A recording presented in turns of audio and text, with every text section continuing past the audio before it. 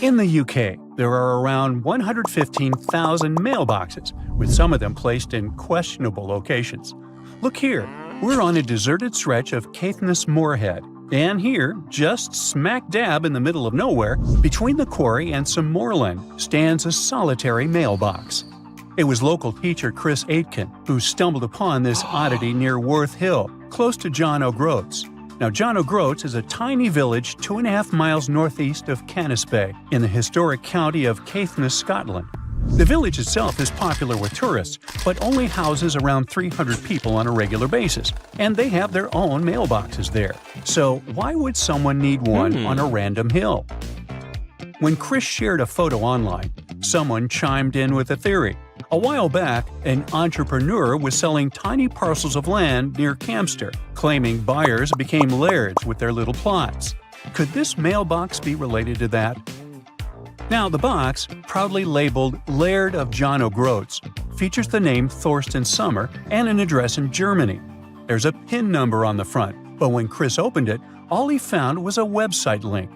The site has pics of Sommer waving a Scottish flag and talking about his love for Scotland, even calling himself the Old Scotsman. Chris tried reaching out through the website for more info, but hasn't heard back. It might be linked to Sommer's reported purchase of a tiny patch of land, but buying Scottish laird titles is often seen as a fraud, giving no real title at all. The area around Worth Hill has had some recent police action too, after a body was found nearby. Ooh, could that somehow be connected to this mysterious mailbox too? Well, enough of the detective stories. Let's dive into some high-end fashion, shall we? So, you might have come across that funky image popping up all over the internet, claiming there's a pop-up Prada store in the Texas desert.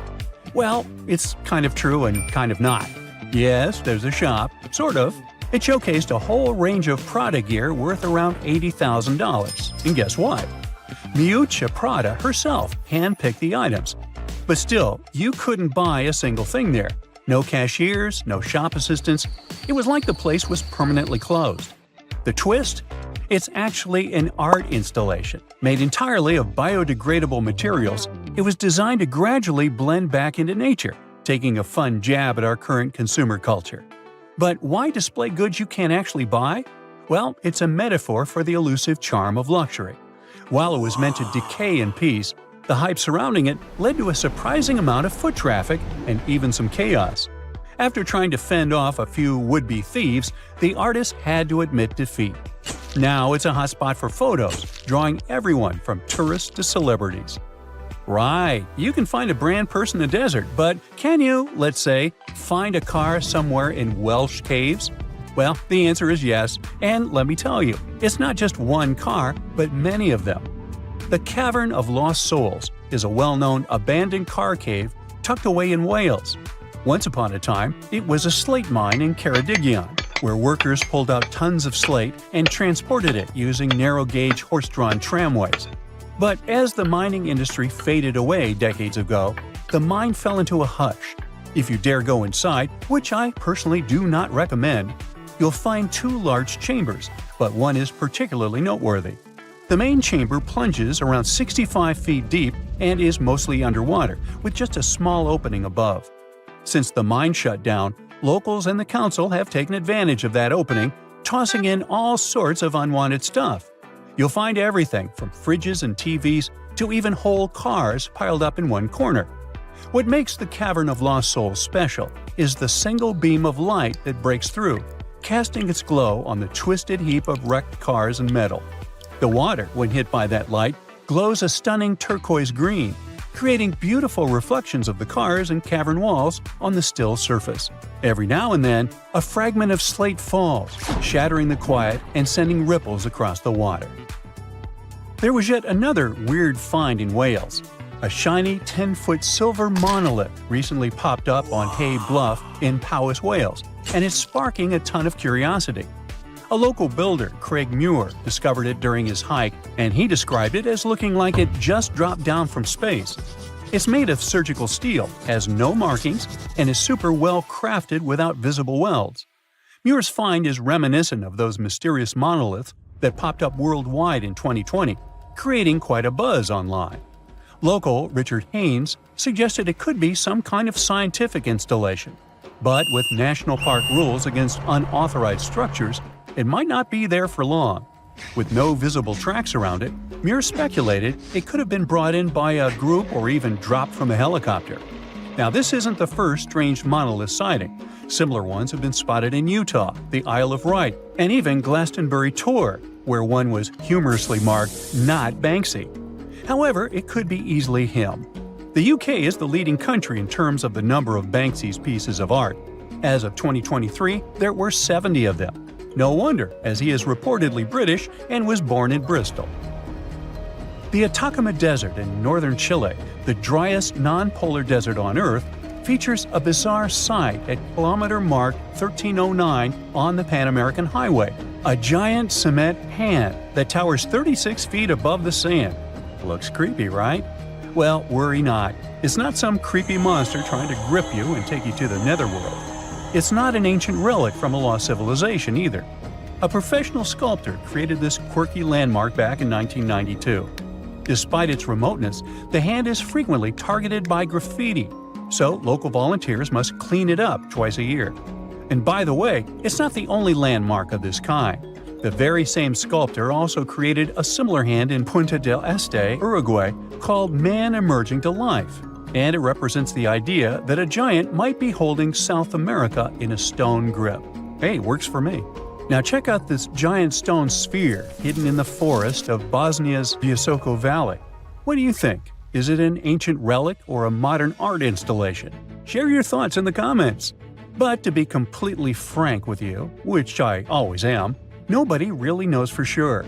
Experts think this sphere, which measures around 10 feet across, is just a naturally occurring rock formation called a concretion. These iron-rich balls get their reddish color from the high iron content and form when mineral particles stick together over time.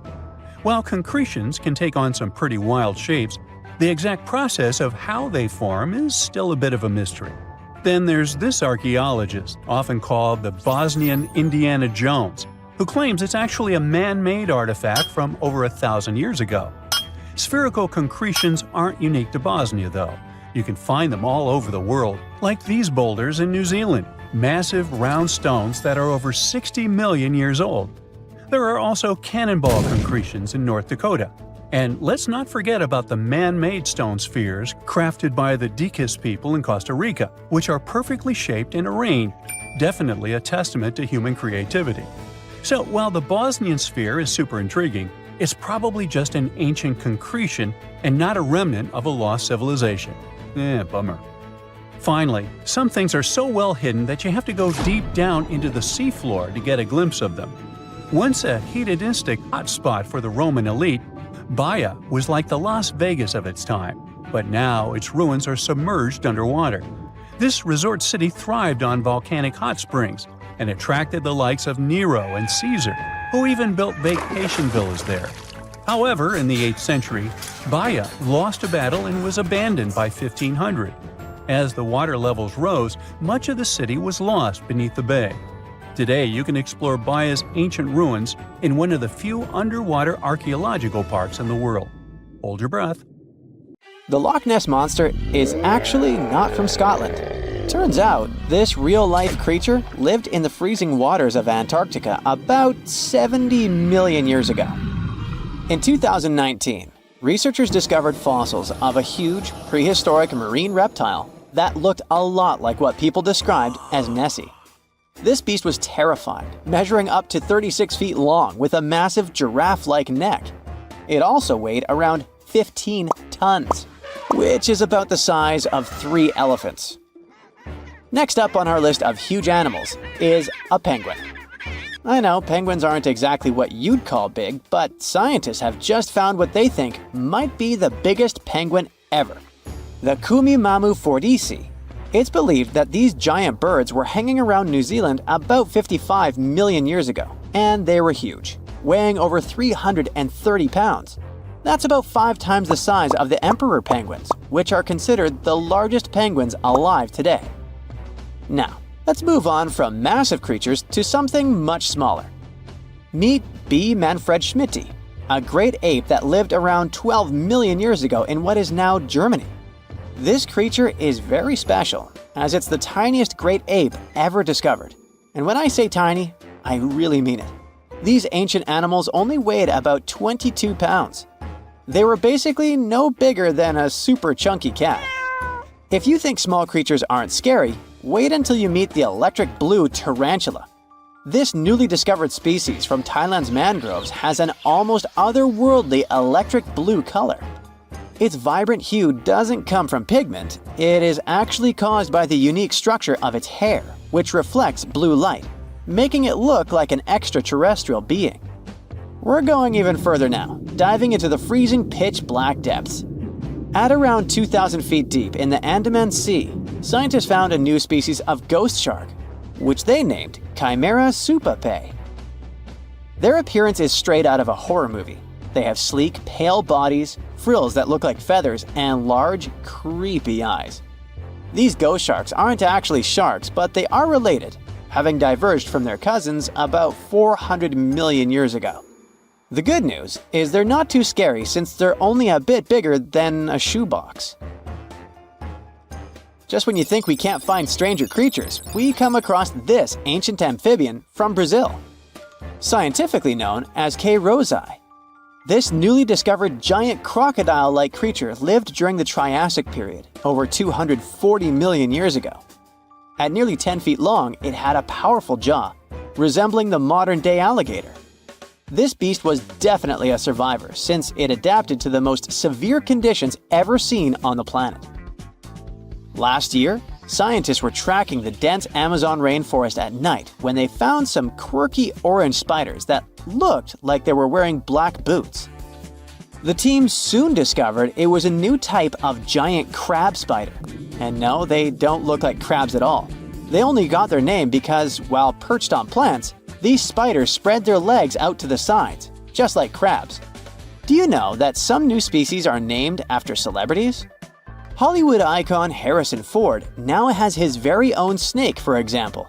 Discovered in Peru, T. Harrison Fordy honors the actor famous for his role as Indiana Jones, an archaeologist with a notorious fear of snakes. Unlike the film's menacing serpents, this new snake species is quite modest in size, measuring about 16 inches long. We also have the Rampholion princei, a small new species of pygmy chameleon from Tanzania that was named after US rapper and poet Prince Iya.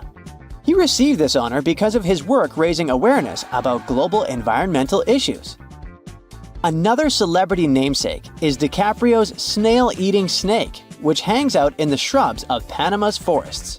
This S. irmelindi caprioi is about 15 inches long and spends its nights on palm fronds looking for snails and slugs.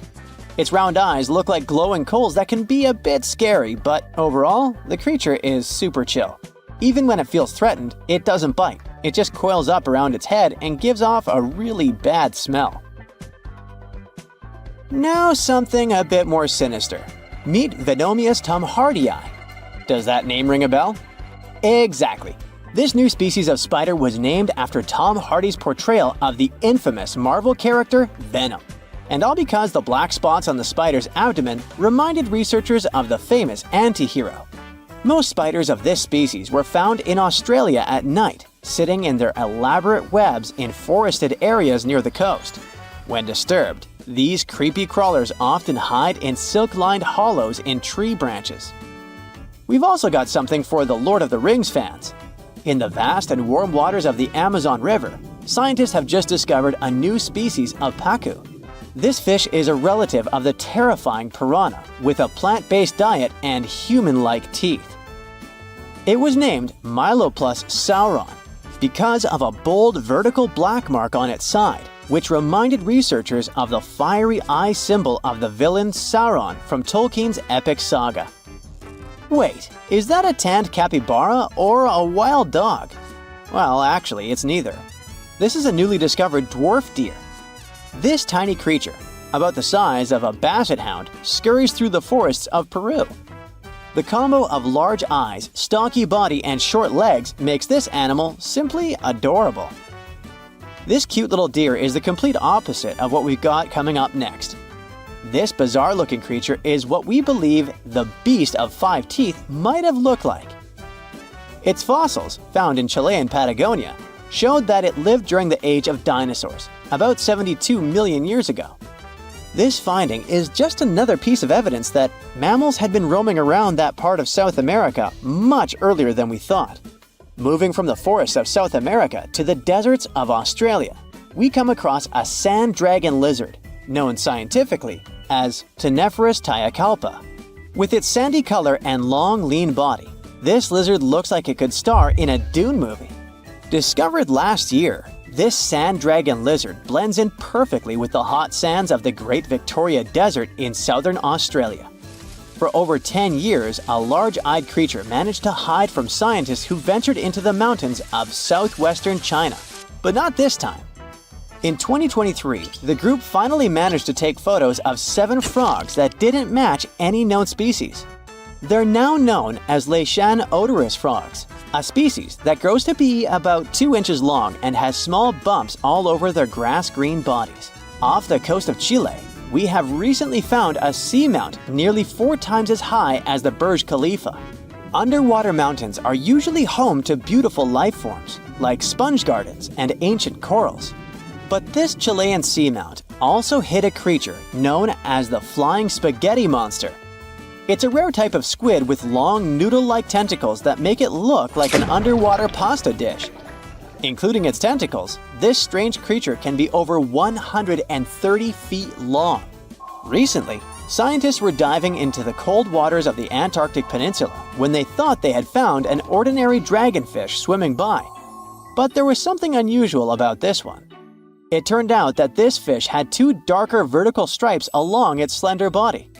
That's when they realized they were looking at a new species, the banded dragonfish. From bizarre sea creatures to a cute one. In 2017, locals were diving near Kume Island in Japan when they found the skeleton panda sea squirt. This deep-sea oddity quickly won people over with its look because its black spots actually resemble a panda bear's eyes and ears. At least if you have a good imagination. This unusual creature filters water to catch its food, and is yet another reminder of the ocean's hidden wonders. Now this bad boy was the size of a husky and could maybe pass for one, except it didn't have any fur and was a top predator with extra long blade-like canine teeth. Ooh, charming. Meet the earliest known saber-toothed animal to have ever lived. It roamed the earth well before the dinosaurs. Scientists made the description of this creature based on its fossils found on the Spanish island of Majorca in the Mediterranean Sea. About 200 million years ago, none of us were around then, the very first true mammals appeared, and they lived right alongside the dinosaurs. But if we trace the family tree of mammals even further back, we'll find an ancient group called Therapsids. They didn't look like mammals we have today, but they had some key features that would eventually help define mammals.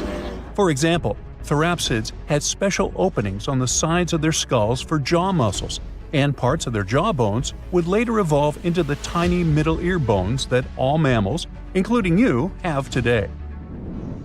So, the new discovery is what might be the oldest known Therapsid fossil. The fossil, which doesn't have an official species name yet, belongs to a group called Gorgonopsians. Those guys are more closely related to mammals than they are to any other living animals.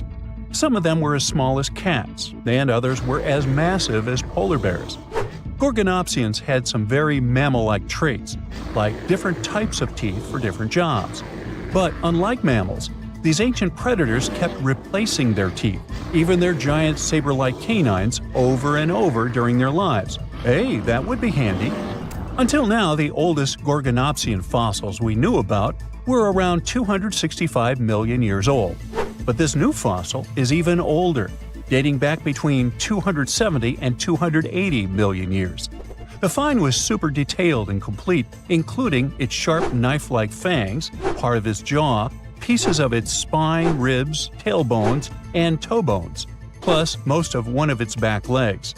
Even though the creature's skull wasn't complete, the scientists think it was about 7 inches long, and the animal itself would have been around the size of a medium-large dog, weighing between 66 and 88 pounds. But other than that, it didn't really look much like a dog. Even though it had some lizard-like features, calling it a lizard dog is totally wrong. Mammals and reptiles do share a super ancient ancestor from about 320 million years ago, but their evolutionary paths split a long time ago. When the newly found creature was alive, the island of Majorca was right in the middle of the gigantic supercontinent Pangaea.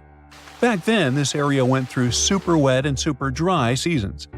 Scientists have always wondered if major moments in mammal history happened in tropical places like this, but we just didn't have the right fossils to prove it. Now, with the discovery of the oldest known Gorgonopsian in Majorca, the missing pieces of the puzzle are coming together.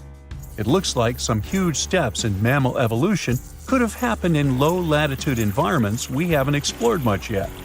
The so-called gap in the fossil record might just be because paleontologists weren't looking in the right spots. Our hero of the day wasn't the only cool guy rocking the planet before dinos settled in. Over 500 million years ago, the weirdest predators to have ever existed ruled the oceans. The name is a bit tricky to pronounce, so I'm not going to. Okay, it's Anomalocaris, but it just literally means unusual shrimp. This creature looked nothing like anything alive today. Scientists think it was the first true apex predator, the orca of its time. Anomalocaris was massive for its era, as it grew up to 3 feet from its sharp grabbing arms to the tips of its tail fins. For a while, everyone thought trilobites were its go-to meal, but new research shows it wasn't strong enough to crack open trilobite armor. So instead, it was a speedy, agile hunter with awesome vision, and it often picked off soft-body animals that zipped through the open water. Now, another really cool creature from pre-dino times is a fish that could walk on land. Tiktaalik lived in marshy rivers that looked a lot like today's Amazon rainforest. It could grow up to 9 feet long, and it found its prey in rivers and inlets like a modern-day freshwater crocodile. It had a flexible neck and even some early versions of lungs, and thanks to them, it could survive both in water and out of it. Why fish like Tiktaalik started moving toward land about 395 million years ago is still a bit of a mystery. Around that time, the ancient supercontinent called Gondwana was drifting closer to the land that would become North America. This slow movement created lots of shallow, swampy habitats, which were perfect places for crocodile-like animals to thrive. Plus, these areas were near the equator, so they were warm and tropical. But there wasn't a lot of food waiting for them on land, so maybe they moved there for safety reasons. There were fewer predators and better spots to lay eggs there compared to the water. Creatures first adapted to living in open water, then shallow water, then marshes and river edges, and only after a long, slow transition did they finally step fully onto land. Now, how about a millipede the size of a small car and weighing as much as a large dog? This beauty lived over 300 million years ago in what is now England. Back then, during the Carboniferous period, Earth's atmosphere had way more oxygen, over 26%, compared to today's 21%. Scientists used to think the high oxygen levels were the only reason these creatures could get so big. But back then, they found a new fossil from a time when oxygen wasn't that much higher than today. They discovered it purely by accident, when a boulder split just right and revealed one of the most complete and largest giant millipede specimens ever. This one could have lived not just in swampy areas, but also in open woodlands filled with tasty seeds, nuts, and maybe even small animals. There's a chance that this beast wasn't a slow, plant-munching crawler, but a predator that would snap up whatever it could find. After dominating the Earth for about 45 million years, the giant millipedes eventually vanished. Probably the reptiles pushed them out, clearing the way for the age of the dinosaurs. Now, in case you ever wondered what would happen if you crossed a polar bear with a saber-toothed cat, here's the answer. This guy ruled the southern ecosystems after migrating 7,000 miles across the supercontinent Pangaea around 252 million years ago. It had a tough skin like a rhino's and massive canines, perfect for tearing away huge chunks of meat, and it was an excellent runner. Once it got to its new home, in what is now South Africa, it replaced a whole group of local predators. But its glory didn't last long, as closer to the end of the Permian period, massive volcanic eruptions made the weather patterns change and wiped out about 90% of all species. And because top predators are usually big, slow to grow, and not super common, they often vanish among the first when massive extinction events hit. And that's how our guy here went extinct. Our final creature of the day was a dragonfly that lived around 300 million years ago and had a wingspan of over 2 feet, 6 long, spiny legs, and huge, bulging eyes, Meganjura. This 4-winged giant is most likely the largest flying insect that ever lived, and it easily outsizes today's dragonflies, which are its distant relatives. Like modern dragonflies, Meganjura like to hang out in open areas near ponds and slow-moving streams. But unlike today's dragonflies, it wasn't just catching tiny bugs. This guy was likely the top predator in these open spaces. It used the spines on its legs like a flying trap to snatch prey out of the air, including other flying insects, small amphibians, and even lizard-like creatures. Scientists found the first fossils of Meganjura in 1880 in the coal-rich rocks in France. The fossils were incredibly well preserved and showed off the detailed vein patterns in their wings. Scientists think Meganjura grew so huge because it didn't have much competition from vertebrates, and the air back then, during the Carboniferous period, had a lot more oxygen than it does today. There's a mysterious island that appears and disappears like magic. Just like Schrödinger's cat, this Schrödinger's island exists and doesn't exist at the same time. Officially it's called Sandy Island, and it once appeared in maps, but it was never there in real life. Australian scientists decided to solve the mystery once and for all by embarking on an adventure to find this elusive archipelago. But when they reached the coordinates, all they found was endless blue waves. It's like the island was playing a game of hide-and-seek with them. This story goes back to 1876. A whaling ship was crossing the area and reported an island. Whoever saw it said it was over 15 miles long north to south and around 3 miles wide, about the size of Manhattan, so not so tiny at all. But every time researchers went to visit the area, they found nothing. So in 1974, an official mission from New Caledonia declared that Sandy Island was simply not a thing and excluded it from all maps. People went on with their lives until they noticed that the island was appearing on Google Earth as a black blob. In 2012, another Australian expedition went out to check out the area to get some explanations.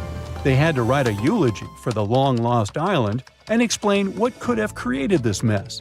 For starters, mapping technology wasn't at its peak back in the 1900s. It was easy to get the coordinates wrong. Then there was the fact that the area is big on volcanic activities. It's likely that volcanic lava cooled down and created a raft of some kind. Let's say that the whaling ship went by, saw the volcanic raft, and thought it was land from a distance. But hey, it's just a guess. Humans have ventured far and wide across the globe, and it may have seemed at some point that we discovered each and every nook of our planet.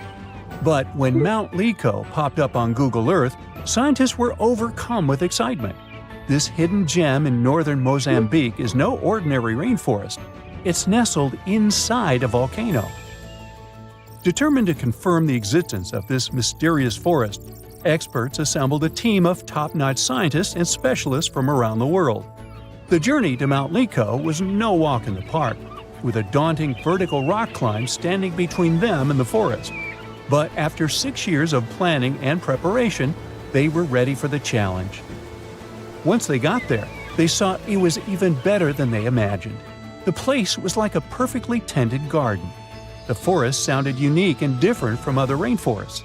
There were some insanely huge caterpillars that looked dangerous.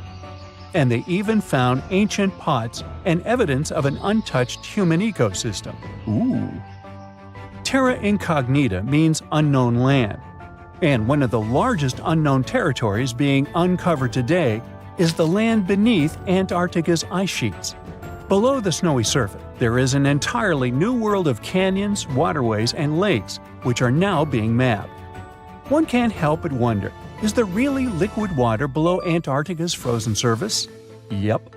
Water can exist without freezing due to pressure. The liquid water is the result of Earth's warm interior, and that's how we get things such as Lake Vostok. Now, you can't see it, but Lake Vostok is right here. Located in East Antarctica, it lies beneath 2.5 miles of thick ice. This huge lake is about 4,800 square miles. Humans could only discover it with the help of some top-notch technologies like seismic soundings and ice-penetrating radars. According to these scientists, it's likely that the lake has been there for up to 15 million years. Bhutan is on the map for, among other things, being the happiest country in all of Asia. But it kept a hidden gem for all these years, one of the world's tallest unclimbed mountains, Kunkar Pansum. Bhutan is enmeshed in the glorious Himalayan mountains. That's why the climbing community was beyond excited when they discovered an untouched mountain. Imagine being the first person to climb an unexplored peak. That would probably guarantee you a spot in the Guinness World Records for sure. The mountain has been untouched because of a Bhutanese law. For locals, the mountain peak is a sacred site, shrouded in mystery and legends. One of their beliefs is that the sacredness of climbing a mountain lies not in reaching its peak, but in truly communing with the mountain and enjoying the process. We got to admit, that is a bit of a newsflash for Westerners. If you're ever in the state of New York, make sure you check out the Aglo General Store. You'll have to drive somewhere around the Catskills to find a beautiful, grand, big nothing. Aglo is one of America's most famous paper towns, aka a fake town. But this case is different from Sandy Island. Aglo Town never existed, and it wasn't a mistake. You see, there's an old copyright practice amongst map makers. They add in paper towns so they can know when someone is simply copy-pasting their work. What they didn't expect is that this would get completely out of hand. Some say that one day a guy picked up a map at a gas station that had Aglo Town marked in it. The person decided to open a store over there and named it Aglo General Store. Some say the guy who opened the store faced a lawsuit from the map makers. Anyways, it only lasted enough years to become a national joke. Americans drove from all over the U.S. to get a picture of the town's fake welcome sign. And then we've got Bermeja Island, located in the Gulf of Mexico. This funky island appeared on many maps of the 16th and 17th centuries. It was probably drawn by Spanish explorers. Sure, the exact location varied from map to map, and its name sometimes appeared as Bermeja, but its existence was certain enough.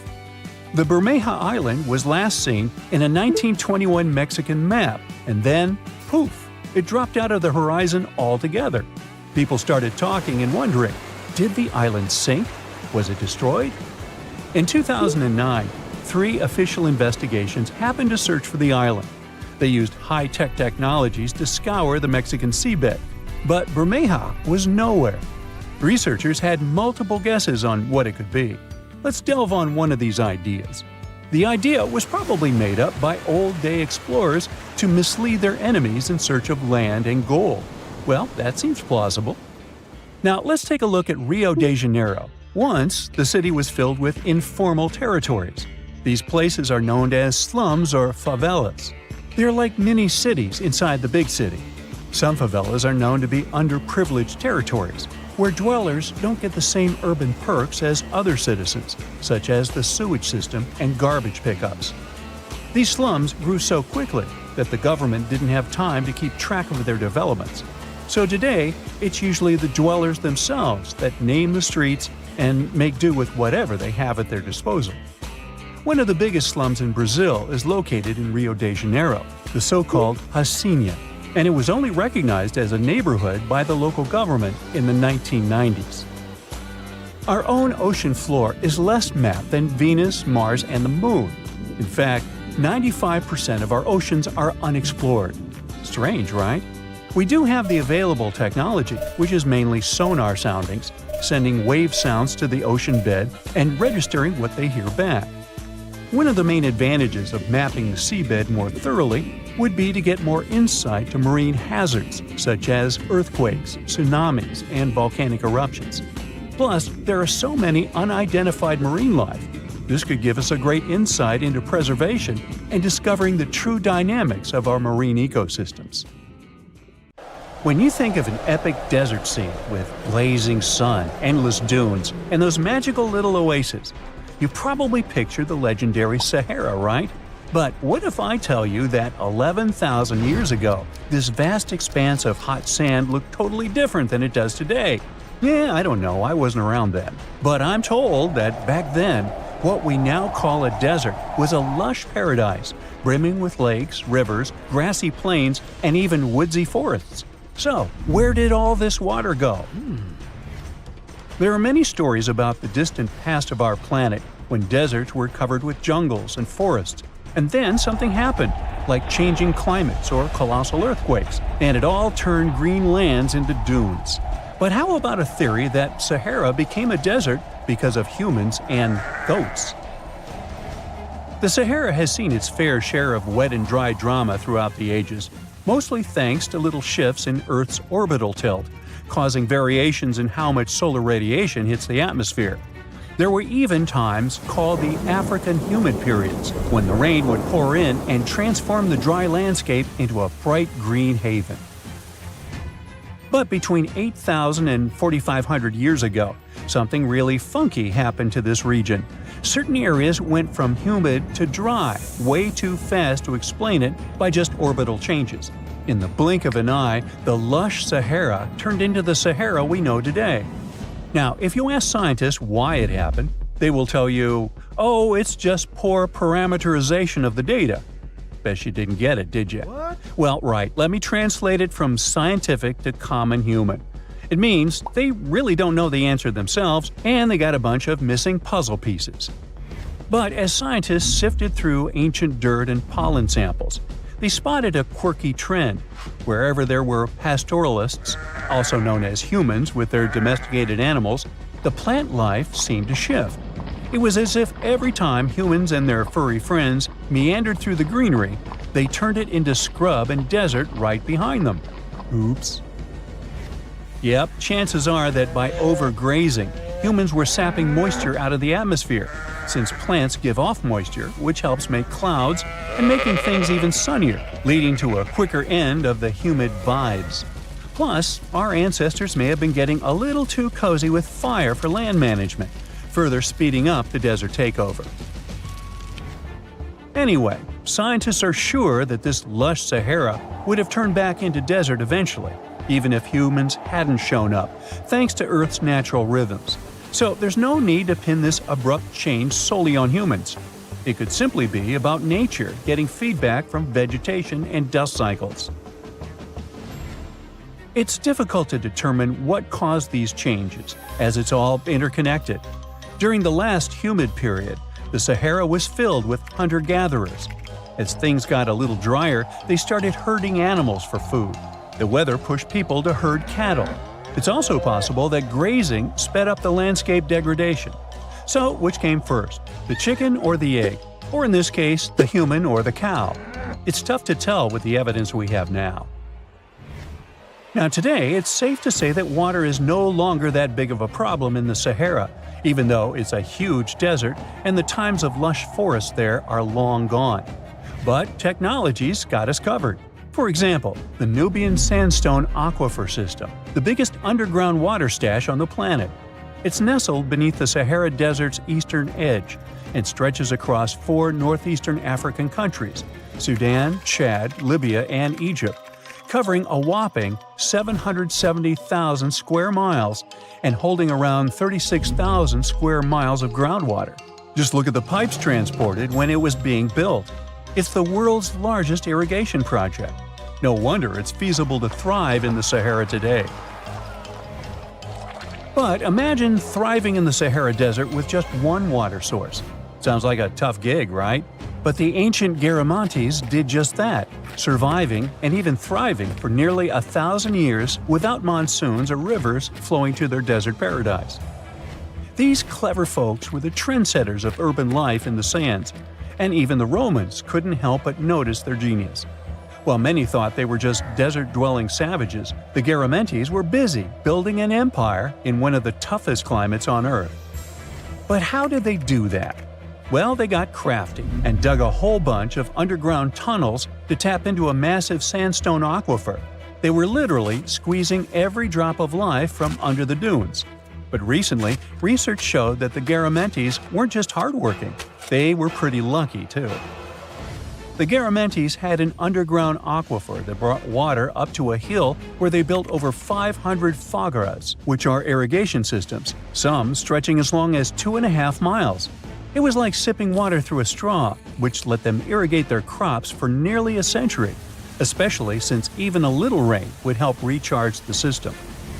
But eventually, due to rain insufficiency, the aquifer ran low, and reaching it again would have meant digging more tunnels and relying on more people. That's a tough problem, considering these people were in the middle of food and water shortages. Guess I don't need to tell you what happened to the Garamantes, do I? The fall of the Garamantian culture might be linked to several factors. It may have been due to climate changes, or they may have simply used their water resources too much. Back in the day, the Sahara Desert was actually fertile agricultural land, thanks in part to the cool irrigation system the Garamantians created. But since fossil water isn't something you can replenish over time, the groundwater levels dropped pretty low. This likely played a big role in the kingdom's decline by the late 7th century CE. That sounds like someone who hit a lottery jackpot, used up all the money, and went back to their original not-so-cool job once the bank account got fully drained. Oh, by the way, even if the Garamantes left some secret wisdom messages for us, the chances are we'll never get what they wanted to tell us. Nobody really knows what language they used, and their texts are nearly indecipherable to us today. But let's go back to the Green Sahara. So it transformed into a desert about 4,500 years ago. But today, we can understand how people lived in those times in the Sahara thanks to natural parks in Africa that have the ultimate outdoor art gallery. There are well over 15,000 ancient paintings and carvings depicting everyday life from around 11,000 years ago. However, if the carvings aren't enough for you and you feel like visiting an actual green desert, all you have to do is book a flight to California. One of the most beautiful phenomenon in the world, the superbloom, takes place here. Look at all these colors: orange, green, pink. It's a miracle. Wildflowers bloom right in the middle of a hot desert after several years of rainfall in dry places. It's such a bright and colorful landscape that superblooms can be seen from space. This rare phenomenon can be observed in other arid places and deserts in western and southern Africa, Western Australia, and Chile. In all these places, the weather is very hot and dry in summer. Mild humid air comes in winter, and this is the ideal environment for mass flowering. Flower seeds that lie in desert sands can wait for decades before starting to produce flowers. When the hot sun destroys all the weeds and grass, and the rainfall becomes enough to moisten the soil, the seeds are kind of like, well, okay, now it's our turn to play a big game. And then hundreds of thousands of tourists come to take photos and post these beautiful pictures on social media. And this, unfortunately, is one of the main dangers for flowers. Therefore, if you find yourself in a place like this, don't pick the flowers and don't trample on them. Stay on the path, don't litter. Take only pictures and leave only footprints. You get it? Good. Secant, cosine, tangent, sine, 3.14159. Yeah, that was the cheer we heard coming from the trigonometry club back in the day. For the rest of us in math class, terms such as sine, tangent, and pi were just bewildering. Who invented these and why? Was their only purpose to make it harder for students? Well, not quite. Trigonometry was invented by the ancient Egyptians. They needed this knowledge to construct pyramids, and they did a pretty good job too. The Great Pyramid in Giza still stands today, some 4,500 years after it was built. No recalls either. So let's get out of that classroom and on a journey through time to reveal the secrets behind the ancient Egyptians' precision. Here you are, standing on the Great Pyramid's construction site, some 9 miles from Cairo. Well, the city still isn't there, as you're surrounded only by the desert and teams of construction workers. They're transporting large stone blocks weighing 2.5 tons each. They're inside a wooden sled that sits on large rollers. A crew of 8 men rolls these blocks along the ground. You immediately think of the rollers on a supermarket cash register. The principle is exactly the same, but the scale is greater, much greater. Scientists estimate that the Egyptians used 2.3 million such blocks in the Great Pyramid alone. And the block in front of you is one of the lighter ones. The heaviest of them weighed up to 15 tons. But where did all these blocks come from? Most of them originated from quarries around Giza. It's not that impressive, you think? But wait until you hear how ancient engineers transported the granite used in construction over 500 miles to the pyramid. There were no railways or highways back then, but the mighty Nile was always there. Researchers even believe that the Egyptians dug a canal to connect the Nile directly to the pyramid's construction site. All they had to do then was to wait for the flood season to begin, and voila! The rising water levels floated the heavy stone blocks for them. But how did they lift the enormous stones on dry land to stack them up to the top? Did they use oversized cranes? Well, ancient Egyptians worked around this problem, literally speaking. One of the workers is now pointing to the giant ramp going around the pyramid they're building. This is how a mountain road zigzags its way to the top. If the ramp went directly to the top of the pyramid, then workers couldn't pull the stone blocks along it. It would be too steep. Scientists have calculated that 8% could be the maximum incline. So ancient Egyptians just extended the ramp around the pyramid. Again, these are all theories, as the ramp could have been inside the pyramid, as some researchers suggest. The exact building method is still a mystery, guarded by the Sphinx. That's its real name, right? Wrong. As the Great Sphinx is just the statue's alias. You know, the name writers take when they want to hide their true identity, or a singer's stage name. The Sphinx's real name, translated from Egyptian, means Horus in the horizon. That was the name for the Egyptian deity of the sky. The trail of mystery doesn't end there. As a man walks past you with a bucket of paint, he's going to add a touch of color to the Great Sphinx. Researchers found specks of this red color next to its ear. That was some strong paint, as it survived for thousands of years. You are now standing straight in front of the Sphinx. You look up. It's very tall, right? 66 feet to be precise. Now resist the urge to take a selfie. You can do it. Now you notice something else. It looks like the Sphinx is in the center of a giant triangle in the back. That's one side of the Great Pyramid. And no, your eyes are not playing tricks on you. The Sphinx really does sit in the center of the pyramid's lateral face. Here's where math comes in handy. A pyramid has 4 sides, called lateral faces. There's also a 5th face, the base, but that's not visible. It's, wait for it, face down. The Sphinx has one last mystery to reveal: its age. Scientists agree that Pharaoh Khafre built the Sphinx.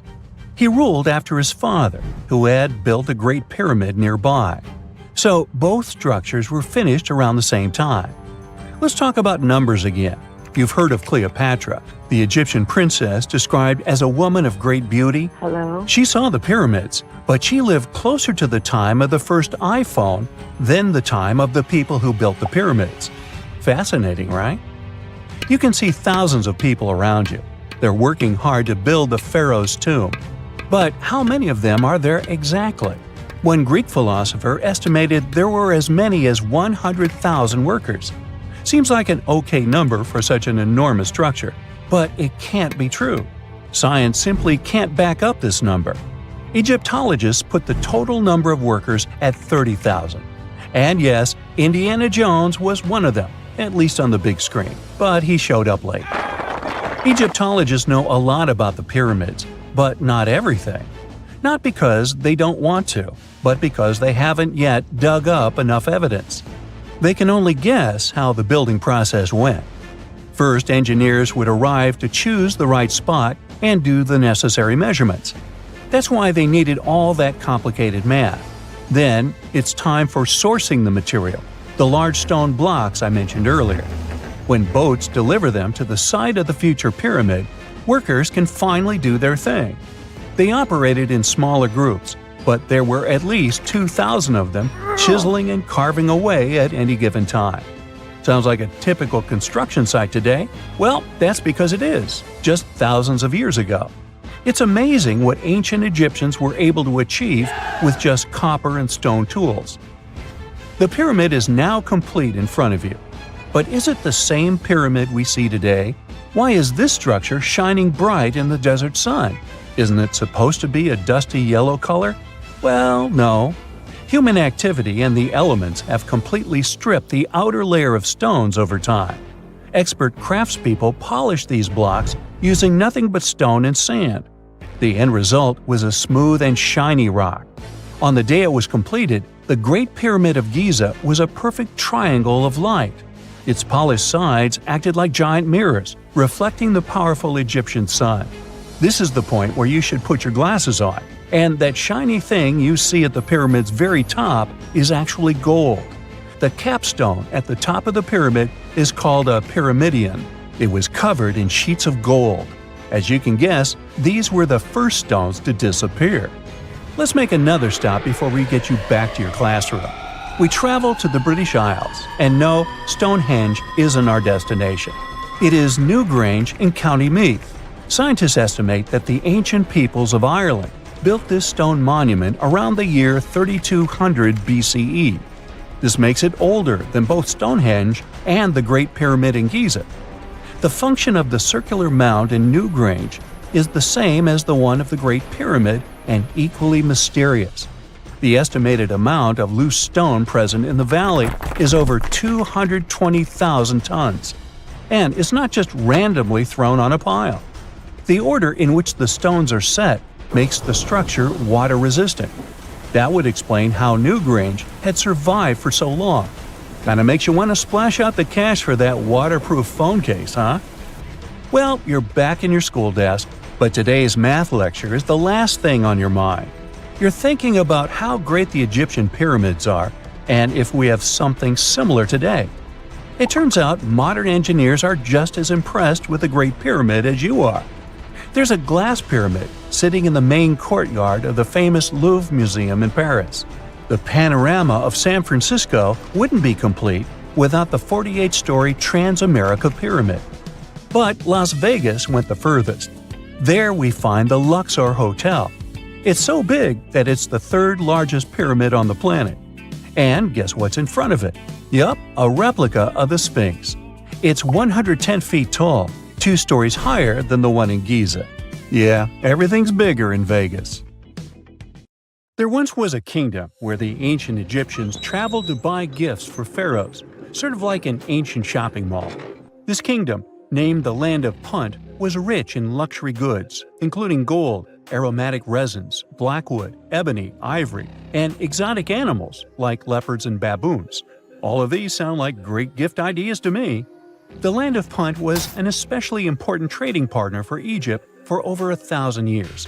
But if you plan to go there, the bad news is that it hasn't survived to these days, and nobody knows for sure exactly where Punt was located. We only know about it from records. The most famous of them were left on the walls of the temple of Queen Hatshepsut, who had sent an expedition to Punt. Scientists have been trying to find the exact location of this rich land for over 150 years.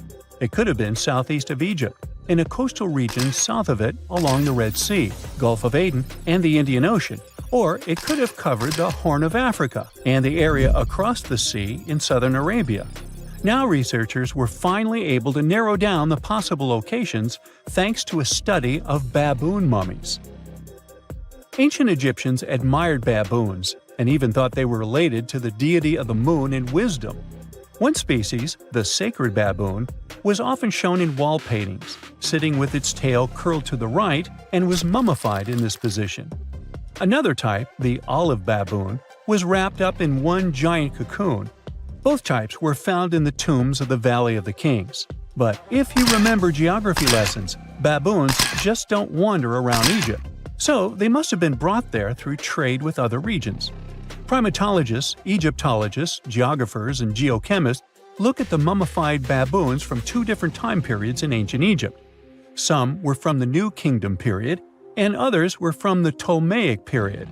The scientists did some more hard work and analyzed tissues from 155 baboons from 75 separate places in Eastern Africa and Southern Arabia. Those were all areas that they thought could be the ancient land of Punt. They measured oxygen and strontium in the baboons' bodies. When animals drink water and eat plants, their teeth, hair, and bones show a geographic signature of where they've lived, thanks to these elements they contain. Scientists use a special method called isotopic mapping and found out that the New Kingdom baboons they analyzed came from a location in Eritrea, Ethiopia, or Somalia. 5 mummified baboons from the Ptolemaic period had strontium levels that matched those found in Egypt. So, ancient Egyptians might have had a special place to breed and keep baboons, probably in Memphis, a city in Lower Egypt, not Tennessee. Meanwhile, paleontologists from New Zealand got lucky, as some boulders had split open from the tide and revealed fossils of the largest penguin that has ever lived on Earth. The scientists used laser scanners to make 3D models of the ancient penguin bones. They compared these bones to the flipper size of modern penguins and did some math as to how much the old penguins might have weighed. Today, the biggest penguins, emperor penguins, weigh between 55 to 100 pounds. Researchers think that the penguins from the past that they found weighed around 340 pounds, real giants in the penguin world. These huge flightless birds lived in the oceans around New Zealand more than 50 million years ago, after the dinosaurs went extinct. They totally took advantage of their big bodies to stay warm in the cold water. They might have even traveled the world thanks to it. And they'd scare off any predators, but they didn't have any. The asteroid that took down the dinosaurs also got rid of most big marine reptiles, and the ancestors of seals and whales were still living on land. Back in 1992, 4 farmers in China were draining water from their ponds and accidentally bumped into a ship full of gold and ancient statues worth millions. Just kidding, they actually found the Longyu Caves. Those are 24 big caves created by people a long time ago. Even though they are so large and well-made, no one knows who built them, why they were built, or how they were built. Experts think the caves are at least 2,000 years old, but they don't understand why these caves aren't mentioned in any historical records. All of the Longyu caverns look the same and aren't connected to each other. Each cave has one entrance connected to a vertical shaft with a carved staircase. Rain and water from the surface can flow into the caves through these stairs. To manage this water, the caves have special grooves, channels, and a system to catch the water at the bottom. So it looks like the ancient builders were real pros when it came to drainage and water management. Maybe my town could learn a lesson from them, as it turns into Venice after every heavy shower. Anyway, the caverns were built below a hill, named after a bird that is one of the most respected creatures in Chinese mythology and culture. It symbolizes all the best things, like high virtue, grace, and the union of yin and yang. Scientists think there could be a connection between the caverns and the bird, but it's just a theory so far. Experts from the National Institute of Ocean Technology in India were doing their routine pollution surveys when they found some structures that looked like a city underwater. Using special sonar technology, the team found big geometric shapes on the ocean floor. They brought up different items from the site, like pottery, beads, sculptures, parts of walls, and even human bones and teeth. They thought the ruins belonged to a civilization older than the Bronze Age Indus Valley Civilization, which is the earliest urban culture of the Indian subcontinent that we know of so far. But not everyone joined in on celebrating this awesome discovery. Some archaeologists refused to believe it and thought it could be some computer tricks.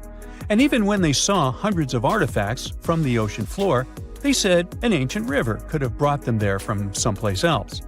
The team that discovered the underwater site decided to prove they were right. They chose a piece of wood as their main evidence.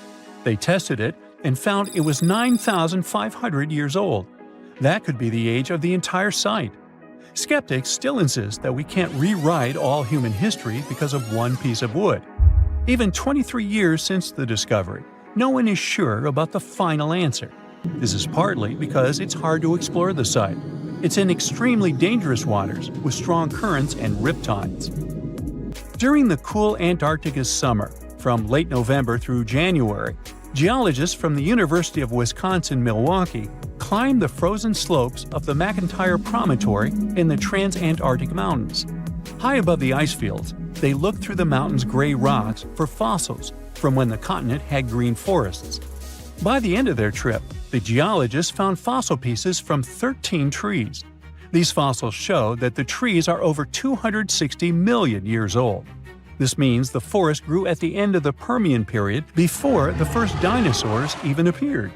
More than 90% of all species on Earth disappeared back then, including the polar forests. These trees would have been very tough if they grew in Antarctica and could have survived. But a huge increase in gases like carbon dioxide and methane must have taken them down. This Antarctic forest is a terrific way for us to see what life was like before the extinction, and we might even understand what caused it. It also shows us how plants were different back then from those we are used to now. Now, we wouldn't call this island mystical unless there were tales of giants living here. The island of Gozo in Malta is the backdrop of an ancient legend. Malta is an island country located in the Mediterranean Sea, just south of Europe. It's a very strategically located archipelago. Throughout history, it was ruled by many different societies, such as the Phoenicians, Greeks, Romans, and Carthaginians. One cold night, thousands of years ago, a farmer noticed the sky turn orange, then red, when he heard a loud thump. Although the ground seemed to be moving, this wasn't an earthquake. When he looked toward the woods, he saw a giant silhouette, taller than the trees. As he fearfully approached, he realized it was a woman, a giant woman. She introduced herself as Sunsuna. Unlike the terrible giants of many tales, Sunsuna didn't want to exterminate the human race. She was loving and caring. She told the farmer that she and her people could help protect their land from invaders. The locals were pretty interested in this offer. Since Malta is located in an important commercial route, it was constantly being invaded. The story says that Sunsuna settled in Malta, and sooner rather than later, she was moving things around. And when I say things, I mean monoliths. Sunsuna carried huge stones on her shoulder to build a magnificent temple called Gigantia, which means place of giants. She even did this while holding her half-giant, half-human kid on the other shoulder. Some say Sunsuna lived exclusively on beans and honey, although others replaced honey with water. The funniest bit here is that Malta is the 10th smallest country in the world, but it somehow managed to host giants. Hey, go figure. The temple looked like a giant game of Tetris, with some stones weighing as much as 20 elephants. Some of these monolithic rocks are so heavy, scholars guess it would take 50 men working together to lift just one stone. Now, as much as this is entertaining, humans never proved giants were real, so this story couldn't be true. There's a brief mention of a species of giants called the Nephilim in some ancient texts. The Nephilims would have been terrible giants that wreaked havoc on the earth and only survived until the Great Flood. But nobody ever found real proof of this species really existing on Earth, until this came along. The world of Maltese archaeology unearthed quite a few shocking things in the past years. One of them are known as the hypogeum skulls. Hypogeum is the Greek word for underground, and this incredible site was discovered in the first decade of the 20th century. Back then, Malta's National Museum director received an important phone call. Someone had accidentally dug some impressive bones and asked him to come check it out. The hypogeum looked like an underground city, filled with mazes and rooms that stretched along multiple floors. They were all made with similar limestones as the Maltese temples above ground. The hypogeum was filled with important relics and artifacts. Scientists quickly understood that the hypogeum was built as a type of final resting place for locals. So, along with skulls, they found a lot of bones and skeletons. One of these artifacts were skulls. But these weren't regular human skulls. Rather, they were of the elongated type. To make matters worse, these skulls were hidden from the public for years. People started to talk and created a bunch of theories behind it. The truth is that this discovery was a turning point for Maltese archaeology, although scientists didn't know what to do with it. Some wondered if these skulls were natural or manipulated, since they knew some cultures in the world used head binds to alter their skulls. Other scientists threw in the hypothesis of little gray people or even the legendary giants. Some say that the elongated skulls could have been sculptures that worshipped otherworldly deities. There was no way to confirm any of these theories. So the question remained: who were the builders of Malta's megalithic temples? Now let's take a look at what scientists know. The Maltese megalithic temples have been standing strong since 3500 BCE, which is even older than the pyramids of Egypt. The main dilemma here is that these temples were built even before we invented writing, yet they required advanced technological skills to exist. The Gigantea Temple seems too absurd to have been built by humans. The South Temple has a corridor with 4 oval rooms on the sides, looking like a big shamrock leaf. In one of these rooms, scientists found altars decorated with spiral patterns. It looked like an altar of some sort, indicating early Maltese people used them for ritualistic purposes. The North Temple is similar but smaller, with a very low entrance that makes people crouch down to get inside. You get it? You need to bow down to their deities in order to get into this sacred place. I mean, one can't help but wonder about the secret reasons these ancient builders had to build such a huge temple. I'm thinking they probably cast one of Daenerys' dragons to move the monoliths around. Yeah, I'm joking here. But hey, remember the entrance to King's Landing? Yup, the series used the Medina Gates in Malta as the exterior of King's Landing during Episode 3 of Season 1. Anyways, back to the giants. The ritualistic theory of the whole thing won a few points when archaeologists uncovered these mysterious figures. They're popularly known as fat ladies. These tiny statues have round bodies and faces that show how much they enjoyed life. They kind of look like a miniature Sunzana, the giantess we talked about. Scientists believe these were statues that celebrated well-being and prosperity. It does prove that the people of the time had advanced craftsmanship skills, and they were pretty intentional with their constructions and art manifestations. One of these statues is known as the Sleeping Lady. This Neolithic piece of art depicts the figure of a large woman lying on her side sleeping. After studying it deeper, scientists guessed this statue was meant to represent the Great Reaper. It was found in the hypogeum, which we now know is a huge resting place. This specific statue is different from all the other fat ladies, starting with the hair and the embroidered skirt. Then there's this statue. This is supposed to represent an 8-foot-tall woman and the rim of her skirt. She was discovered in the most unusual of ways. A farmer was trying to plow his field, but he kept hitting large blocks of stone. All the way back in 1915, the farmer called Malta's National Museum director and asked him to come check it out.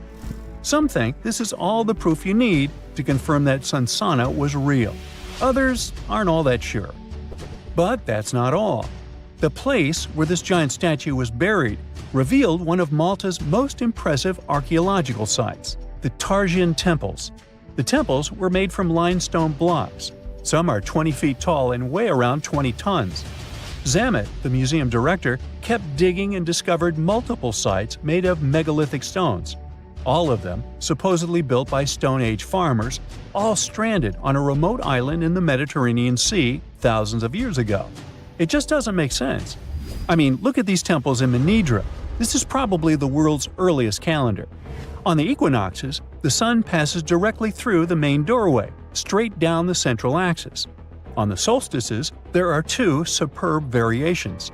During the summer solstice, the rays fall on the edge of the megalith to the left of the doorway. And during the winter, the rays fall to the right side of the doorway. It's astronomical precision at its finest. And what about the structures in the Hall Tarsian that we've already talked about? This complex is the oldest one in all of Malta. It was built with the purpose of doing animal offerings to deities. Scientists confirm this by unearthing numerous animal bones buried in the soil. They also found a great collection of spirals, indicating that the locals also used this temple for ritualistic purposes. Overall, there are 7 megalithic temples in Malta, each more impressive than the other. Scholars keep on digging to see if they can uncover the truth, much like researchers do with the pyramids of Egypt, the lost Mayan cities in the Americas, and other sites. When you think of beaches, the first scary thing that pops into your head is probably sharks, right? Those poor guys have a bad rap as the big bullies of the ocean, but honestly, they have way fewer fatal run-ins than jellyfish, algae, and even sand.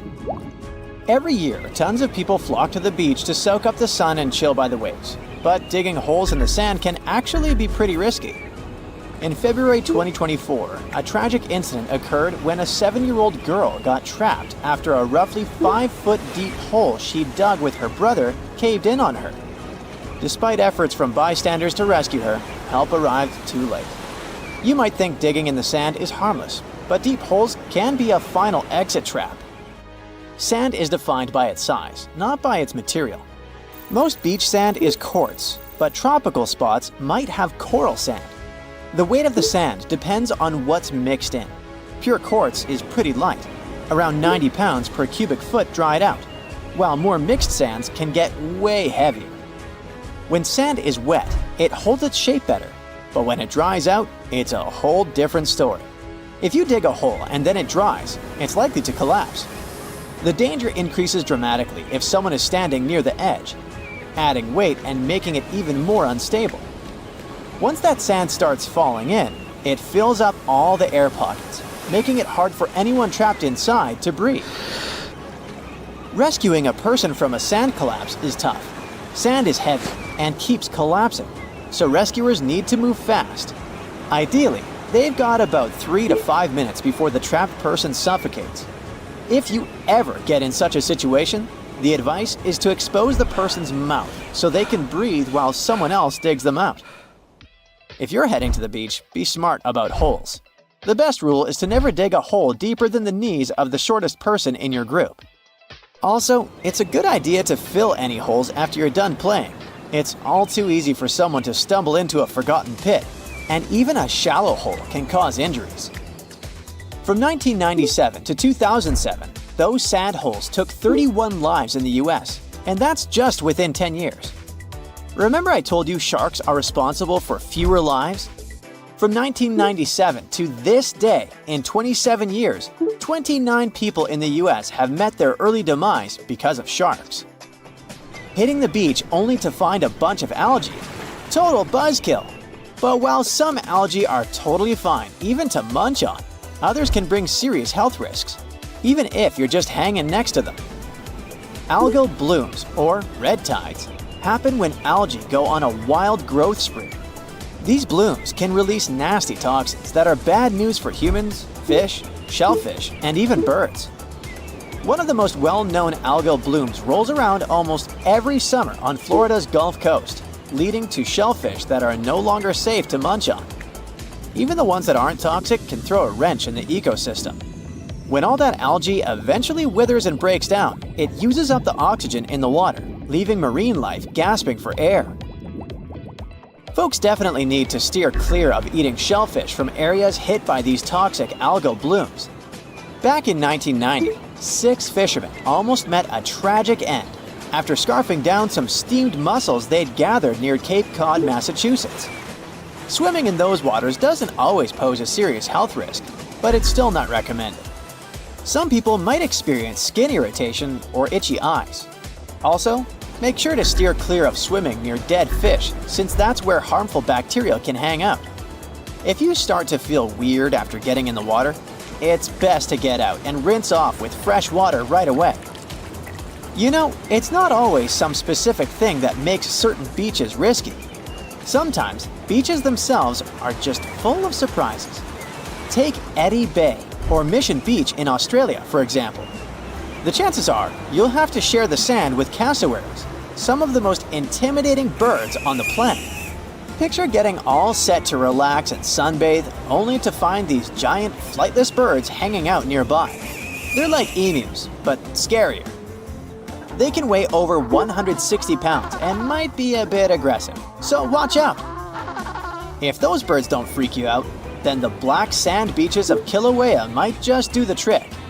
They sure look inviting, but these beaches are right next to one of the most active volcanoes in the world, Mount Kilauea, which has been erupting since 1983, pouring hot lava into the ocean. These hot waters are not a big deal compared to some Hawaiian beaches.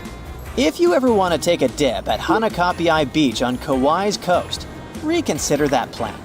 The beach is infamous for its strong rip currents that can pull you out to sea in an instant. If you find yourself caught in one, the nearest safe shore is a daunting 6 miles away. Official records show at least 30 fatalities here, but a nearby sign reportedly tallies up to over 80.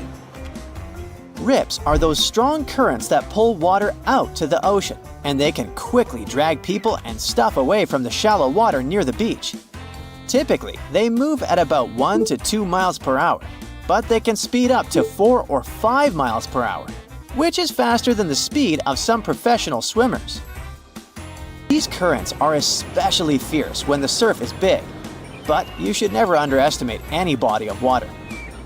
You can also find rips around river mouths, estuaries, and even near structures like piers and groins. They can be tricky to spot, but you might notice a patch of churning, choppy water on the ocean's surface that signals a rip current. Riptides aren't exclusive to some specific location. They can be found across the world. Playa Zipolite in Mexico, Australia's Fraser Island, and many more. Another water danger is shore break waves. Those are fierce waves that crash straight onto the beach, often right on the sand. Imagine the force of a car slamming down on your body. That's kind of what getting caught in a shore break feels like. Such waves can cause some gnarly injuries, particularly to your neck and spine, even if they don't look super huge. Hawaii is notorious for its intense shore breaks, especially spots like Keiki Beach, where surfers throw caution to the wind for a thrill. So, if you're hitting a Hawaiian beach, keep an eye on those insider waves and always look out for lifeguards. Getting stung by jellyfish is something that happens a lot to folks who are swimming, wading, or diving in the ocean. Those long tentacles can deliver venom through thousands of tiny, sharp stingers. However, to us humans, this venom doesn't do much. Yeah, it's very unpleasant. It gives us burning sensations and probably some skin redness. But that's mostly it. You won't even spot the stung area in a couple of days. Most jellyfish stings will heal up on their own in a few days or weeks with some at-home care, even though sometimes they can lead to something more dangerous with way more severe symptoms. However, if you're hanging out in the coastal waters of northern Australia and the Indo-Pacific region, and you get stung by a jellyfish, you're in for a lot of trouble, my friends. See, it's the area where box jellyfish live, and these jellies are no joke. Some people rightfully call them sea wasps or even marine stingers. They're probably the most hazardous and toxic jellyfish out there.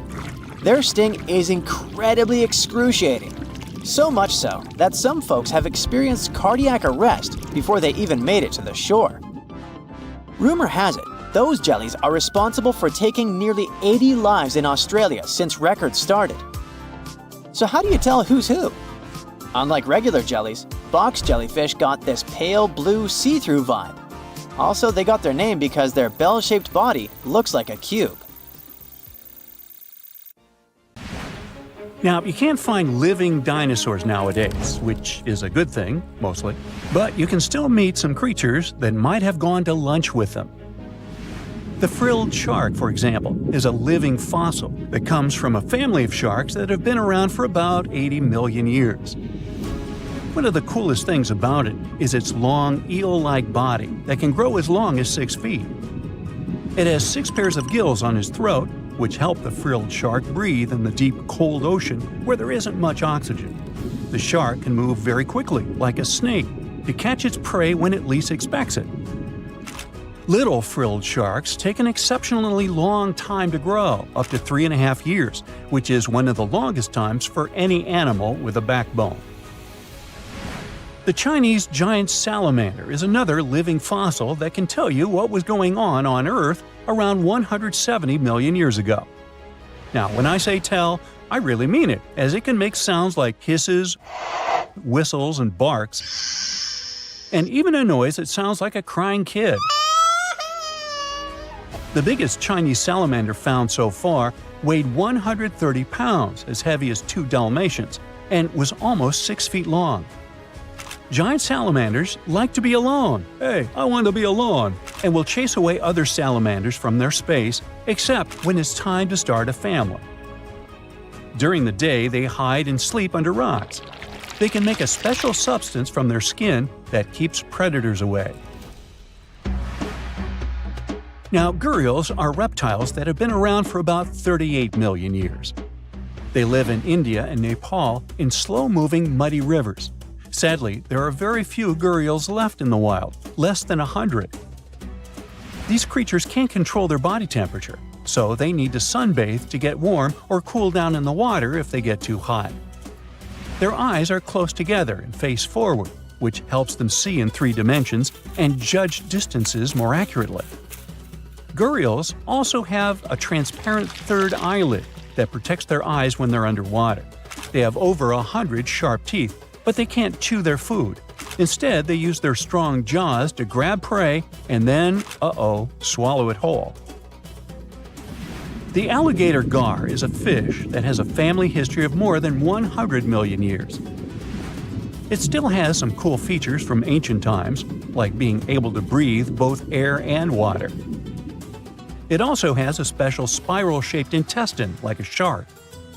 The alligator gar is one of the biggest and heaviest fish in North America. Just like an alligator, it has a long body and snout, plus a row of sharp teeth. But instead of legs, the gar has fins to help it swim underwater. The tuatara isn't a lizard as you might think, and isn't a dinosaur either. This New Zealand resident is one of the most unique animals in the world. Scientists love studying tuataras because they can help us understand how today's lizards and snakes evolved. One of the coolest things about the tuatara is its third eye, called a parietal eye, on its head. It has its own lens, retina, and a nerve that connects it to the brain. Scientists think it might help the tuatara know when it's light or dark outside and absorb sunlight to make vitamin D or help them keep their body temperature exactly right. Tuataras can live an extraordinarily long time, up to 100 years. Cassowaries are the youngsters on our list, as they've been around for only 60 million years. They have some things in common with dinosaurs, like their 3-toed feet and how they breathe. Cassowaries love to eat fruit, lots and lots of fruit. This love of fruit helps the rainforest because when cassowaries eat the fruit, their bodies don't harm the seeds inside. As they move around the forest, they spread these seeds, you can guess how, with their own natural fertilizer, helping new plants grow. Cassowaries are big birds, about 6 feet tall and weigh over 100 pounds. They have a special claw on each foot that is 5 inches long, and they can use it to kick real fast. If they feel threatened, they can charge, kick, and even jump on someone. They can also leap up to 5 feet in the air. So, the best thing to do is stay far, far away from where they live. The order Notostraca is a group of crustaceans that you may know as tadpole shrimp or shield shrimps. These animals have been around for about 360 million years. They have a wide, flat shell that covers their head, and they have a pair of eyes on top. These creatures can be found all over the world in different kinds of water, like freshwater, brackish water, and even salty pools. They can also look different depending on where they live. Notostracans aren't picky eaters and can snack on pretty much anything, from plants to small animals and other shrimps. Some of them are considered pests in places like California rice paddies because they stir up the mud, which blocks sunlight from reaching the young rice plants. Sturgeons are some of the largest fish species on the planet. They live only in the cool waters of the northern hemisphere and never travel below the equator. Even though they are huge, sturgeons don't have teeth. They eat by sucking food off the bottom of rivers, gulfs, lakes, and oceans.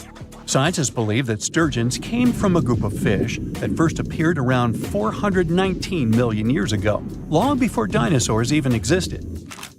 Their ancestors survived a big extinction event that wiped out 90% of all species and went on to become the largest fish in many rivers in North America and Eurasia.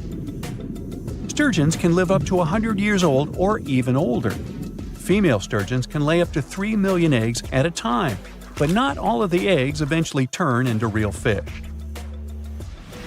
Our next hero, the Pacific lamprey, has successfully lived through at least 4 mass extinctions. Its ancient ancestors evolved over 450 million years ago. These creatures have cartilage instead of bones and a third eye, which is a special light-sensing organ on top of their heads. Instead of a regular jaw, they have a mouth surrounded by teeth. They latch onto prey and sup up body fluids like real underwater vampires. And although he wasn't living underwater, the story goes that King Henry I of England might have lost his life because of a lamprey. The English monarch loved this fish so much that he defied doctors' orders to stop eating its flesh.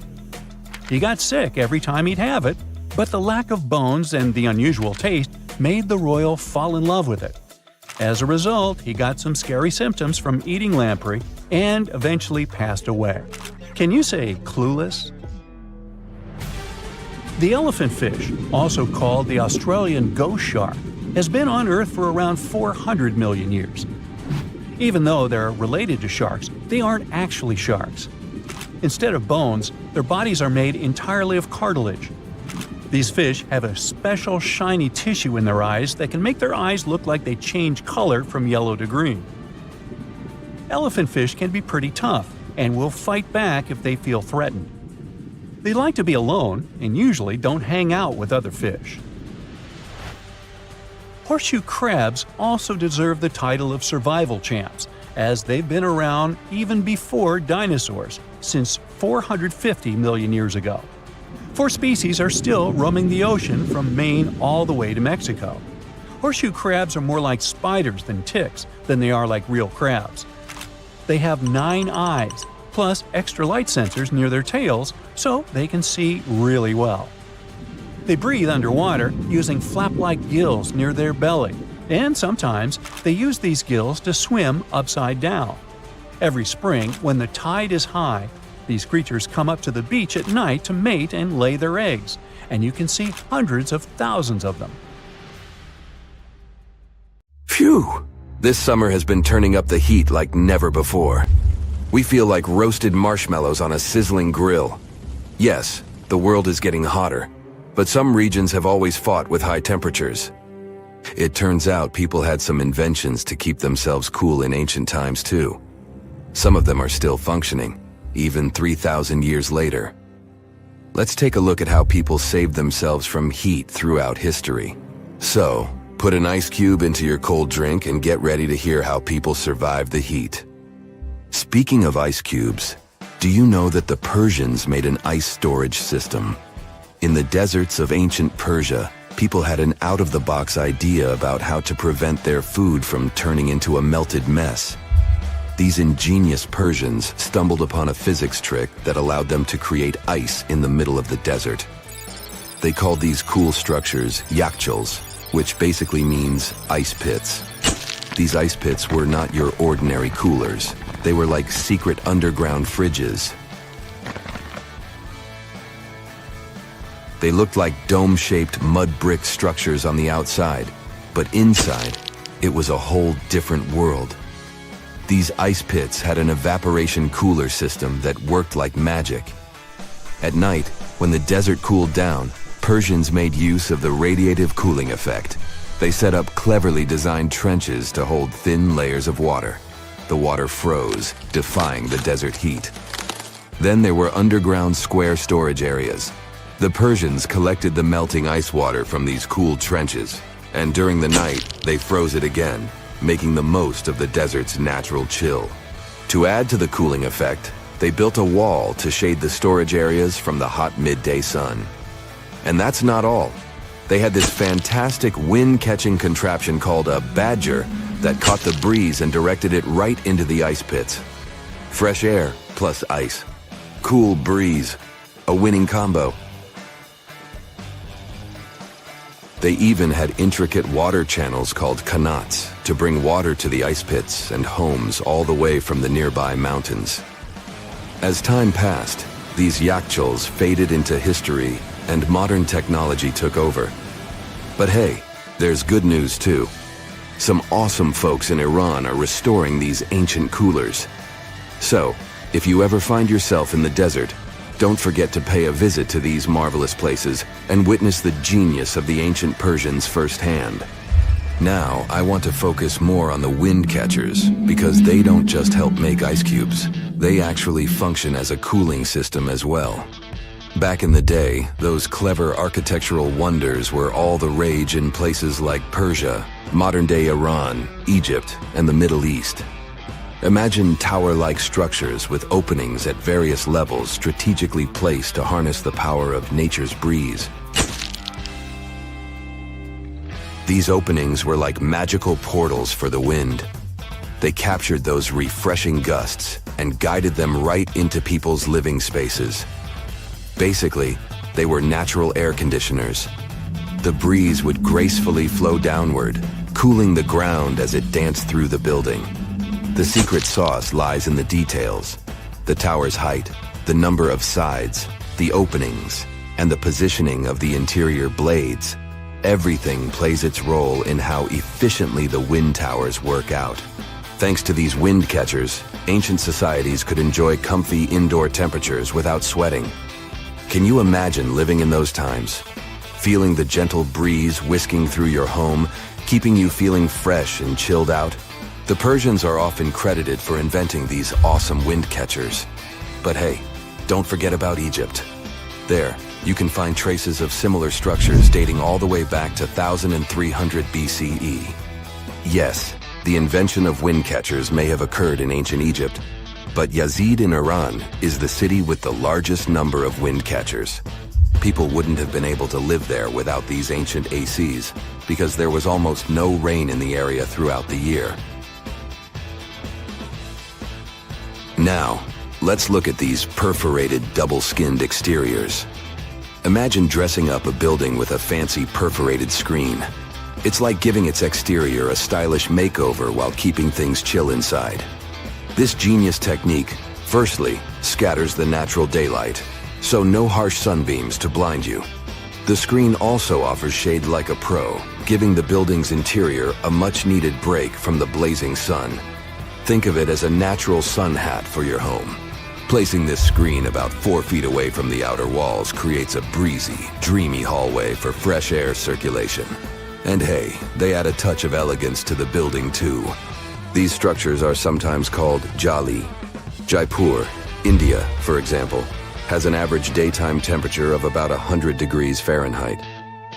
So these structures are lifesavers. Jalis come in various forms, crafted from cement, earth, and wood.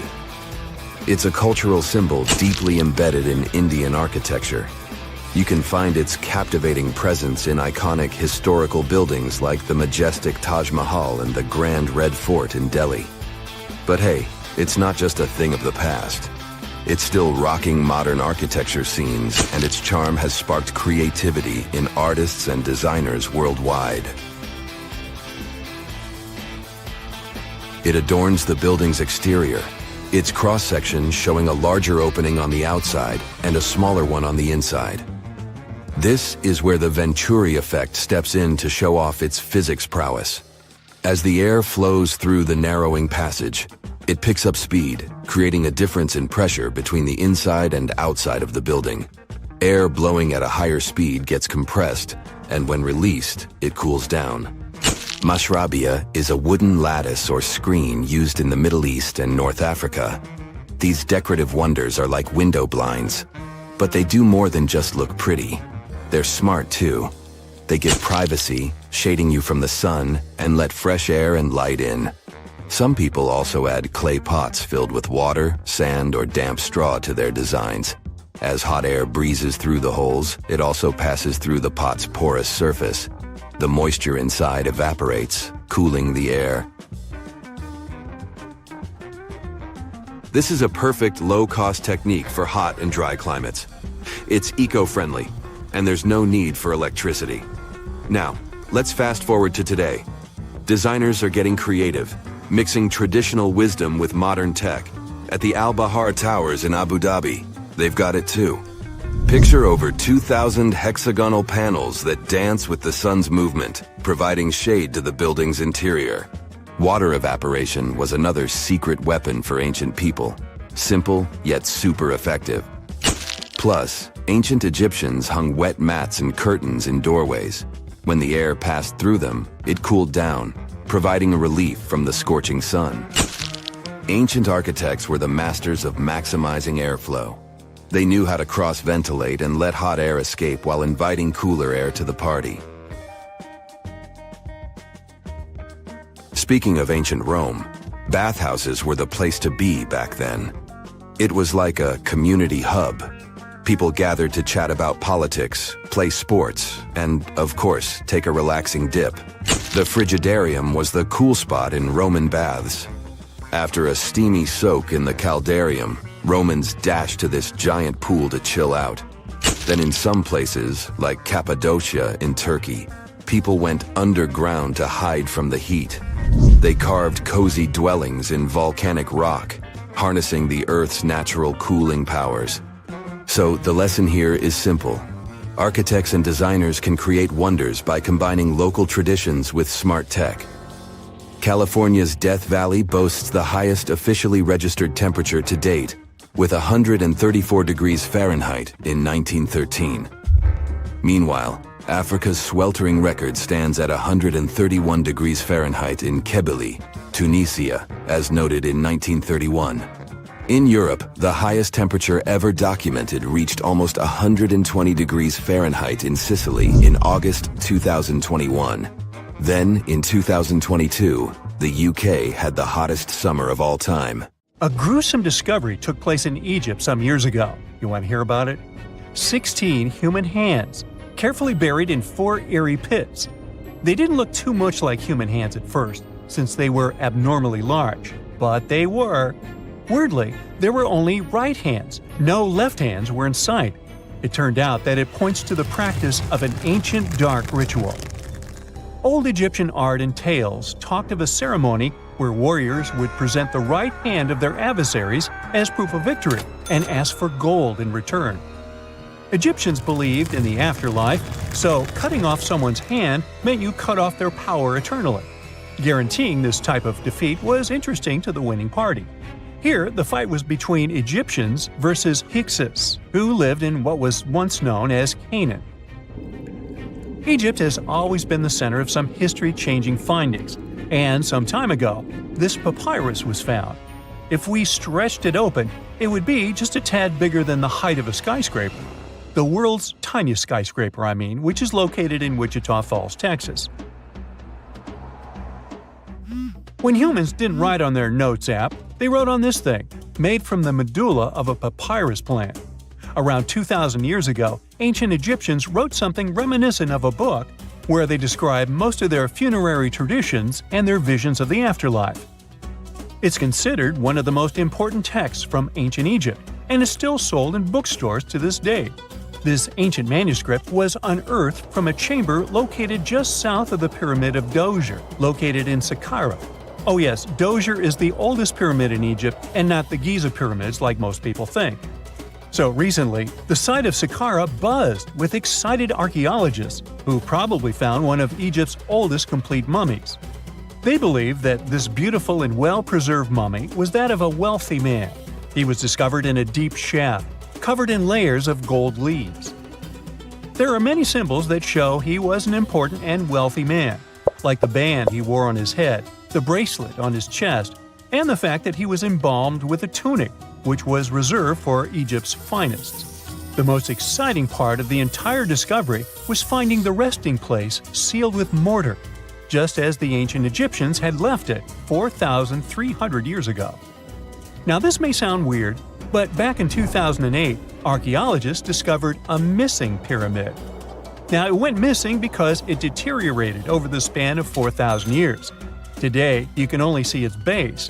It was a pretty important site back in ancient times. It is said that around the area of the pyramid, the ancients hosted a special type of ceremony where high priests would carry mummified remains of sacred bulls. Now, here's a fun fact. Ancient Egyptians believed that Apis bulls were earthly incarnations of the city deity of Memphis and was connected to rites of fertility. It wasn't just any Apis bull, though. They needed to be all black, with a single white mark between its horns and a bunch of very specific characteristics. They were selected by the local priests and honored until they passed away. After that, they were mummified and buried in underground galleries. Meanwhile, this missing pyramid sort of disappeared around the 1800s. It was a German archaeologist who first found it in the village of Saqqara. He called it the Headless Pyramid when he first found it. But then, years after the official discovery, the desert sand came along and covered the whole thing. There were some excavations between the 19th and 20th centuries, but they weren't too systematic. That's why scientists were so thrilled when they dug an entire pyramid's base after removing the 25-foot mound of sand that was covering it. Oh, and it turns out American archaeologists are excavating a cemetery in Egypt that could contain over 1 million mummified bodies. So far, archaeologists have dug around 1,700 mummies. One of the main differences from other classic Egyptian mummies is that these people weren't kings and pharaohs. They were commoners that most likely lived about 1,500 years ago, when Egypt was controlled by the Roman and Byzantine empires. The name of the cemetery is cool, though, the Way of the Water Buffalo, just in case you want to check it out on your next trip. Other than bulls and buffaloes, ancient Egyptians also liked baboons. Are you seeing a pattern here?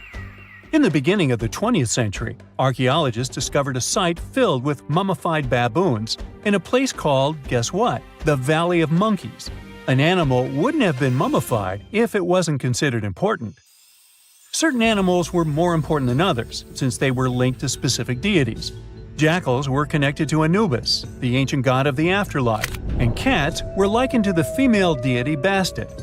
Baboons were a pretty big deal, since they were believed to be connected to Thoth, the deity of wisdom and advisor to Ra, one of Egypt's supreme deities. The archaeologists who studied these animals weren't too happy. They think these baboons were kept inside and were deprived of sunlight for most of their lives. They had extreme vitamin D deficiencies and they were poorly fed. Maybe Thoth got angry with these baboon keepers. Just a guess. Since there's never a boring day for archaeologists in Egypt, they also found human mummies with golden tongues. Since Egyptians were all about the afterlife, they believed that golden tongues might help a person speak once they pass to the other side. I mean, it's a long shot, but hey, why not? Some of these mummies were placed in wooden coffins with goods, such as necklaces, pottery, golden artifacts in the shape of lotus flowers and scarab beetles, and iPhones. Just kidding. A new temple was also unearthed recently in Egypt. Scientists believe it was dedicated to honor Zeus Cassios. That deity would be a cross between Zeus, the almighty Greek deity of the sky, and Mount Cassios. While digging around the Sinai Peninsula in Egypt, archaeologists spotted 2 pink granite columns poking out of the ground, and bingo. They believe these columns represented the temple's front gate and collapsed during an earthquake many years ago. And speaking of deities, there weren't only super serious deities. Recently, scientists unearthed a golden ring in a city south of Cairo. No, Frodo, it's not magical. It was a normal gold ring, but it had the depiction of the deity of fun, officially named Bes. This deity is often described in sacred texts as a happy chubby dwarf. Today, many tattoos we get are sorta deprived of any sense and are made of aesthetic purposes only. In ancient Egypt, though, women would get tattoos as a token of protection for childbirth. That's what scientists think, at least. Around the Nile region, scientists found some mummies that had well-preserved tattoos, which is a rarity since the skin deteriorates so easily. 2 of these women tattooed their lower backs, and the drawings were simple. They were mostly pictures, including that same chubby dwarf we just talked about, Bes. He also had a side hustle as the protector of women during childbirth. Now, would you believe me if I told you ancient Egyptians invented robots? No? Well, that's because that's not entirely true. Sure, they were astronomers, mathematicians, and engineers, and somehow they also squeezed an eccentric invention into that package – an automated deity some scientists called Hathor. This wooden statue had been in the Metropolitan Museum of Art for years before someone noticed its secret. With the help of an X-ray machine, specialists discovered a mechanical operating system inside it. The pulley-like axis goes from the statue's shoulder to her left leg. When the system rotates, the statue raises and lowers her hand. Hey, pick me! Pick me! I got my hand up here. Hey, if you think Stonehenge is one of the oldest stone monuments ever, well, let me introduce you to Göbekli Tepe. Buckle up, we gotta travel to Turkey to meet this really old guy. Yeah, he's too old to travel. Jokes aside, Göbekli Tepe, an archaeological site located in southeastern Turkey that dates back to the Neolithic period, around 10,000 BCE. It's considered to be one of the oldest and most significant archaeological discoveries in recent times. The site consists of a series of circular and rectangular structures made of stone pillars. Yeah, it does look like its younger brother Stonehenge. Some of those pillars are decorated with intricate carvings of animals and other symbols. Now, you maybe wonder, hey, why on earth did they make such a fascinating building? What was its purpose? Sorry, I got no answer for that. The purpose of the site is still unknown, but it is believed to have been a ceremonial center for the ancient people who lived in the area. The discovery of Göbekli Tepe has challenged long-held beliefs about the development of human civilization, as it suggests that complex societies may have emerged much earlier than previously thought. Okay, pack your stuff, our travel's just started. Next destination, Masada. It's an ancient fortress located in Israel on a plateau overlooking the Dead Sea. Hey, look at that view, spectacular, huh?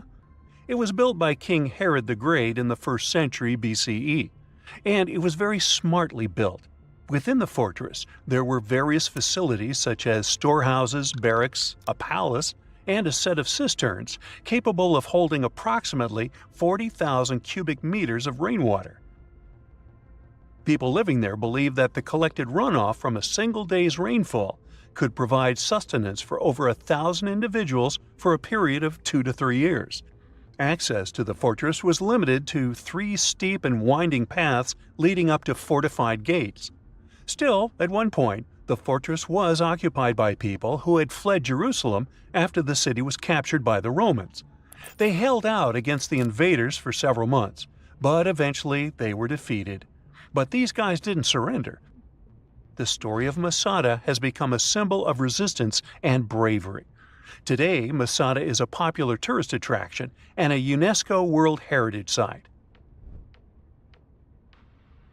The next flight is going to be short. We're popping over to Egypt to see the Karnak Temple Complex. It's a vast ancient Egyptian temple complex located in the city of Luxor, Egypt. It was built over a period of 2,000 years and covers an area of more than 200 acres. The complex is dedicated to the worship of the deity Amun-Ra. Wait a minute, that should be Amun-Ra, and it was one of the most important religious centers in ancient Egypt. The Karnak Temple consists of several temples, chapels, and other buildings, including the Great Temple of Amun, the Temple of Khonsu, and the Temple of Ptah. Ptah! The Great Temple of Amun is the largest and most impressive temple in the complex, with massive columns, statues, and other decorations. One of the most famous features of the Karnak Temple complex is the Avenue of Sphinxes, which is a long avenue lined with Sphinx statues that leads from the entrance of the complex to the Great Temple of Amun. Another notable feature is the Hypostyle Hall, which is a massive hall with 134 columns that are over 70 feet high. The Karnak Temple complex is a popular tourist attraction and a UNESCO World Heritage Site.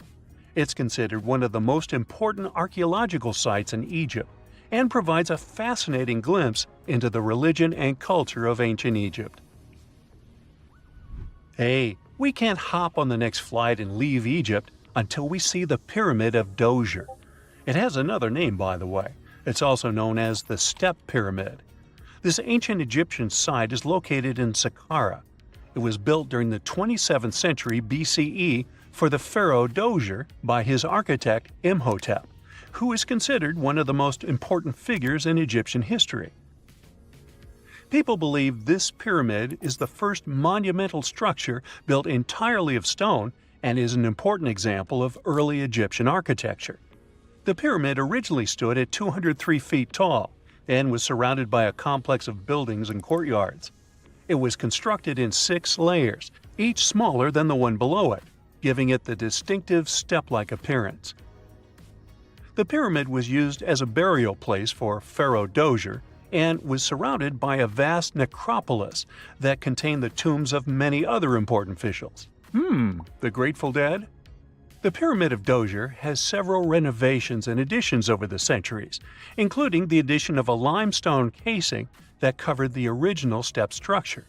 However, much of the pyramid was destroyed over time, and today only the central core remains. Despite this, it remains an important archaeological site and a popular tourist attraction in Egypt. Alrighty, we're ready to move on. There's one more pretty recent discovery we gotta see today. The Tower of Jericho was only discovered during excavations in the 1950s and 60s. It's an ancient stone tower located in the city of Jericho in the West Bank. Just like Göbekli Tepe, this one is believed to be one of the oldest stone structures in the world, dating back to approximately 8000 BCE. The tower stands at over 28 feet tall. It's made up of 2 main sections, an inner tower and an outer tower, which are connected by a series of stairs. The purpose of the Tower of Jericho is not entirely clear, but it is believed to have served as a defensive structure or a watchtower. It may have also had religious significance, as it was located near a sacred spring. The Tower of Jericho is a significant archaeological site and has provided valuable insights into the early history of human civilization. It's open to visitors and is a popular destination for tourists interested in ancient history. Now, this ancient site even got attention from Netflix, and they made a movie where the action takes place in Mohenjo-Daro. This site was a major center of the Indus Valley civilization in present-day Pakistan. Mohenjo-Daro was one of the largest cities of the ancient world, with a population estimated to have been around 40,000 in its peak. Trust me, that must have been a crazy megalopolis back then. The city was notable for its advanced urban planning, with sophisticated drainage and sanitation systems, and its impressive architecture, including the Great Bath and the Granary. Mohenjo-Daro was abandoned around 1900 BCE, and its ruins were only rediscovered in the 1920s. Today, it is a UNESCO World Heritage Site and an important archaeological site for the study of ancient South Asian civilization. We're heading to a teeny-tiny country that has quite an impressive history. Welcome to Malta. The Xigantia Temples are a Neolithic site located on the Mediterranean island of Gozo. They're probably one of the oldest freestanding structures in the world, dating back to around 3600 to 3200 BCE. The temples consist of 2 megalithic structures, each with multiple rooms and altars. The name Xigantia means giant tower in Maltese, as people believe that only giants could have built such massive structures. The temples are believed to have been used for religious purposes and are considered to be an important example of prehistoric architecture. They were added to the UNESCO World Heritage List in 1980. Well, you must be pretty tired, but there's one more place we gotta visit today. Our plane is already landing in Armenia, and we're here to see the Temple of Garni. Look, this one is well preserved.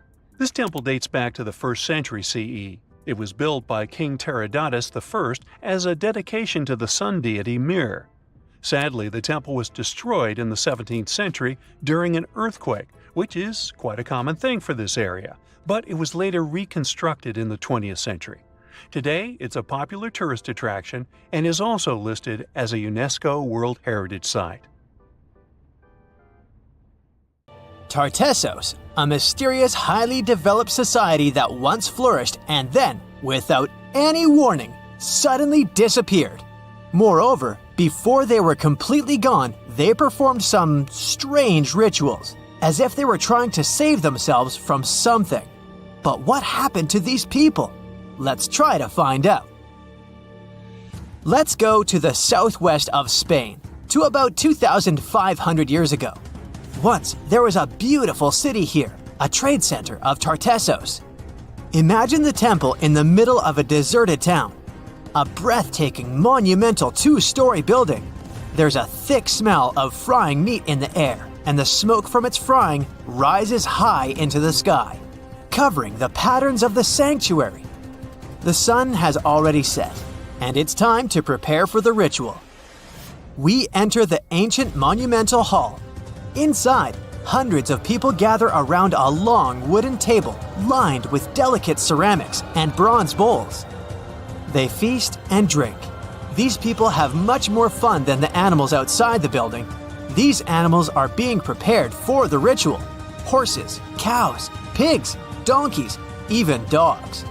All of them were brought here to appease the deities. And what happens after the ritual itself is even crazier. At the end of the ceremony, people take torches and set fire to the whole building. Everything turns to ashes and coals, and when the last embers fade away, they take shovels and begin to bury this place. It will take them at least several days to bury the former sanctuary under piles of earth. They work tirelessly. In some places, the thickness of the layers of mud and clay will reach almost 14 feet. And then, these people, the last known Tartessians, just leave this place and disappear from our world forever. But what just happened? Why did they even do all this? Let's start from the beginning. Tartessos was first mentioned in Greek and Roman texts thousands of years ago, but for a long time, we had no idea what it even was. All the descriptions were contradictory and confusing. Some archaeologists thought that Tartessos was a kind of seaport. Others thought that it was a river or a water reservoir. They even said this place could be connected with the mystical Atlantis. But there was nothing to back it up with, so the scientific community quickly rejected this idea. But today, we know the truth. Tartessos was an ancient civilization. It's been located on the Iberian Peninsula, one of the southernmost islands of Europe. It flourished in the 9th to 5th centuries BC, and then, around 2,500 years ago, suddenly disappeared.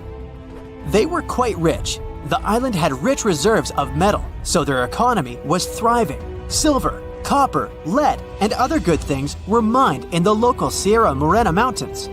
Almost all the locals were engaged in trade. For them, it was a common thing. Isn't that strange that there were so few records left about them? And not so many monuments of their culture have survived to this day. In total, throughout Spain, scientists were able to collect around 20 archaeological finds related to Tartessos. 3 of them were excavated in the Guadiana Valley: Cancho Roano, Casas del Turrunuelo, and La Mata. Let's start with the first one. Cancho Roano was discovered in 1978. This find was one of the most significant pieces of the puzzle. This is one of the most beautifully preserved structures of the Tartessian civilization. Not only the walls have survived to this day, but so did the altar, the moat, and even several artifacts. For example, some jewelry and wine glasses. It was a square building surrounded by a deep moat filled with water. And, to be honest, we still don't know its exact purpose. We only assume that it could be an ancient temple. Some rituals were carried out there. For instance, they would set fire to the temple and cover it with thick layers of sand and clay. They even left some expensive artifacts inside, tools, gold jewelry, and so on. Moving on to the next find. Casas del Turrunuelo is one of the best preserved buildings in the entire Western Mediterranean. We only discovered it a couple of years ago, back in 2015. And it hasn't been studied that well yet. But we already know that this place is also pretty weird. Casas del Turrunuelo was a very rich building.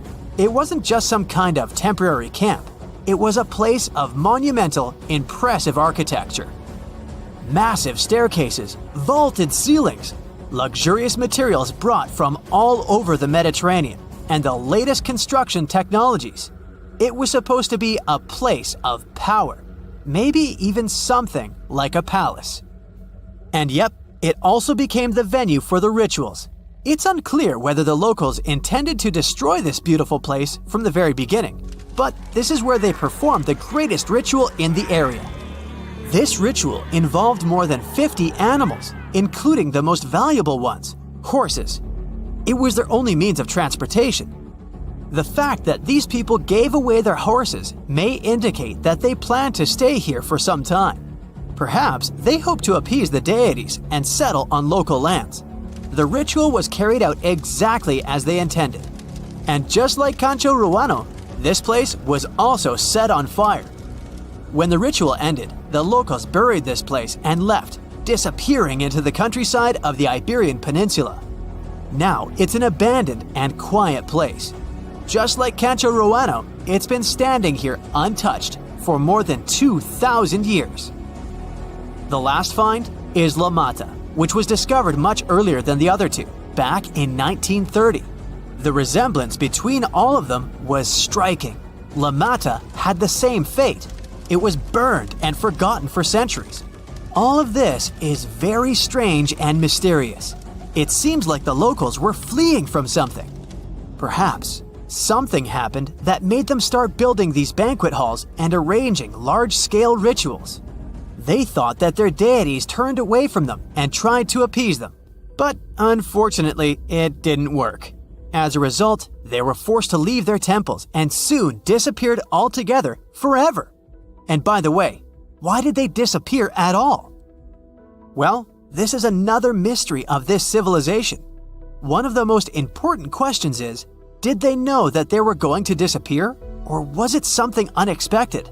Did they suffer some kind of sudden catastrophe from which they were trying to escape? Or something else? Scientists have several theories on this. The first theory says that there may have been several major earthquakes and subsequent tsunamis in this region. These natural disasters destroyed local settlements and severely demoralized the survivors. Perhaps they were looking for salvation from this. Another theory is that there were some problems with trading. Since they were rich in metal and lived off their economy, any problems in it could lead to big troubles. If they had some kind of mining crisis, then relations between different nations could worsen greatly, and things could get pretty nasty. The truth probably lies somewhere in the middle. The most current theory says that around the 6th century BC, a large-scale tsunami hit the port. This greatly damaged the economy, which worsened the relationship between Tartessos and its neighbors. In any case, this seems to be speculation. This place is like a dream come true for archaeologists. It stores a huge amount of information and secrets that we have yet to unravel. The Tartessians had no idea that by burying their artifacts, they were making a real gift to the scientists of the future. And while scientists continue to study them, we can check out the stuff they have already discovered. History lovers can see Tartessian tools, horse figurines, and decorated ivory in the Archaeological Museum of Badajoz. Let's hope that in the future, scientists will learn more interesting things about this civilization, and we'll finally find out what happened to them. On October 30th, 1759, the inhabitants of the Middle East were jolted awake by an earthquake. Cracks appeared in the walls of their homes, roofs began to crumble. People ran out of their homes and gathered in open areas. But because of strong shocks, they kept losing their footing and falling. A month later, there was another earthquake, but it turned out to be even stronger. Trees broke, houses collapsed, deep cracks appeared in the ground. The disaster lasted for 2 minutes. Oases, roads, and cities were destroyed. Incredibly, Baalbek's ancient buildings withstood earthquakes. Some historians state that this majestic and mysterious place was built during the Roman Empire, but many researchers disagree. Whatever the truth is, the city is one of the main archaeological phenomena of humankind. The most amazing building of Baalbek is the Temple of Jupiter. The inhabitants of the Roman Empire believed that Jupiter held power over lightning and thunder. The building looked like a platform with 54 columns. A massive roof rested on these columns.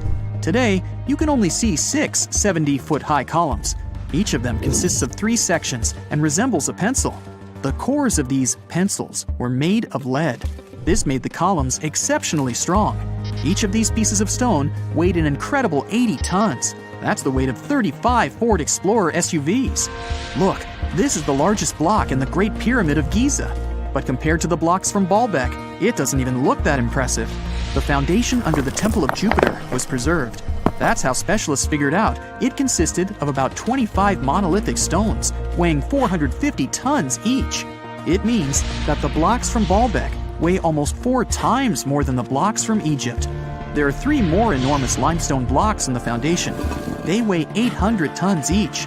This is more than twice the weight of a Boeing 747 plane. Ancient builders must have had a hard time carving such giants from a piece of stone. And after that, they also had to pull them to the construction site and lift them to a significant height.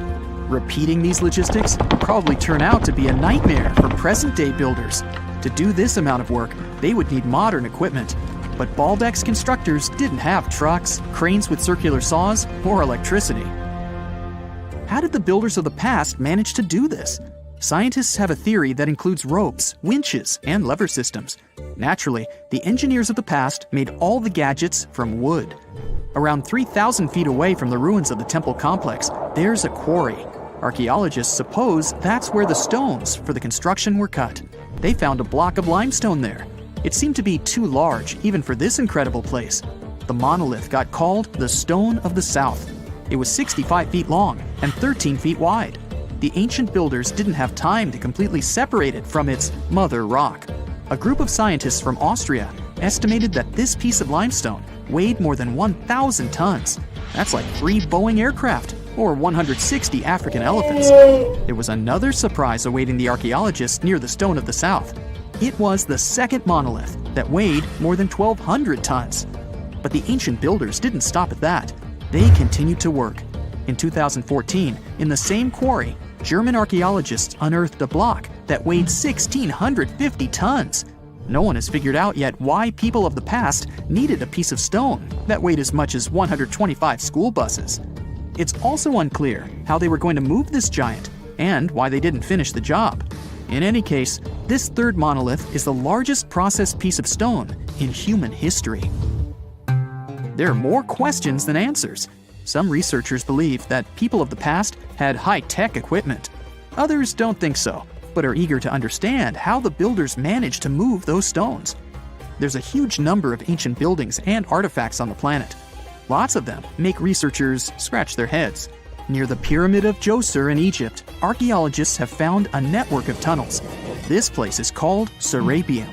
It contains 24 sarcophagi weighing from 70 to 100 tons. The giant boxes are carved from a single piece of granite and covered with heavy lids. The sarcophagi are perfectly symmetrical. To the touch, their walls are as smooth as glass. Even with the current level of technology, this is very difficult to do. But the ancient Egyptians managed this feat. The Lycurgus cup is a priceless artifact and example of ancient nanotechnology. It's made of glass that can change its color. If you put a source of light in front of the cup, it turns green. If the light is behind the goblet, it becomes deep red. In this case, the figure of Greek king Lycurgus turns pale purple. Scientists understood how this color change worked only at the end of the 20th century. Through microscopes, they saw nanoparticles of silver, gold, and copper. They had been added to the glass matrix. Thanks to this, you can observe a color change called dichroism. Interestingly, the gold and silver were grounded into a fine dust. It's almost impossible to do this by accident. Most likely, the ancient experts knew for sure what they were doing. Bolivia has a curious place called Puma Punku. It looks as if an ancient giant played there with an enormous construction set. And after the game, they forgot to put the pieces back into the box. But there are no giants, and the huge stone blocks were carved by ancient builders over 1,500 years ago. Some of the rocks weigh 100 tons. The blocks were brought to an altitude of almost 13,000 feet above sea level from the quarry 60 miles away from the construction site. There's no forest in that area. This means the builders couldn't use trees to make wooden rollers. The monument belongs to the Inca civilization. Scientists are sure they didn't know anything about wheels. In 1992, the inhabitants of a Chinese village decided to drain a pond. Their ancestors had been using it to wash clothes and catch fish for hundreds of years. They kept pumping the water out for 17 days. At the bottom of the reservoir, they made an unexpected discovery. The villagers saw an entrance to a cave going down to a depth of 100 feet. The incredible find was named the Longyu Caves. Unknown builders carved out 320,000 square feet of galleries. There are separate rooms, bridges, pools, and columns that support the ceiling. The walls of the cave are covered with strange carved lines and patterns. Scientists haven't found any information about who built the caves and why they did it. The construction technology also remains a mystery. Antonio Stradivari lived in Italy in the 18th century. He created musical instruments. More than 600 of his works have survived to this day. 500 of them are violins.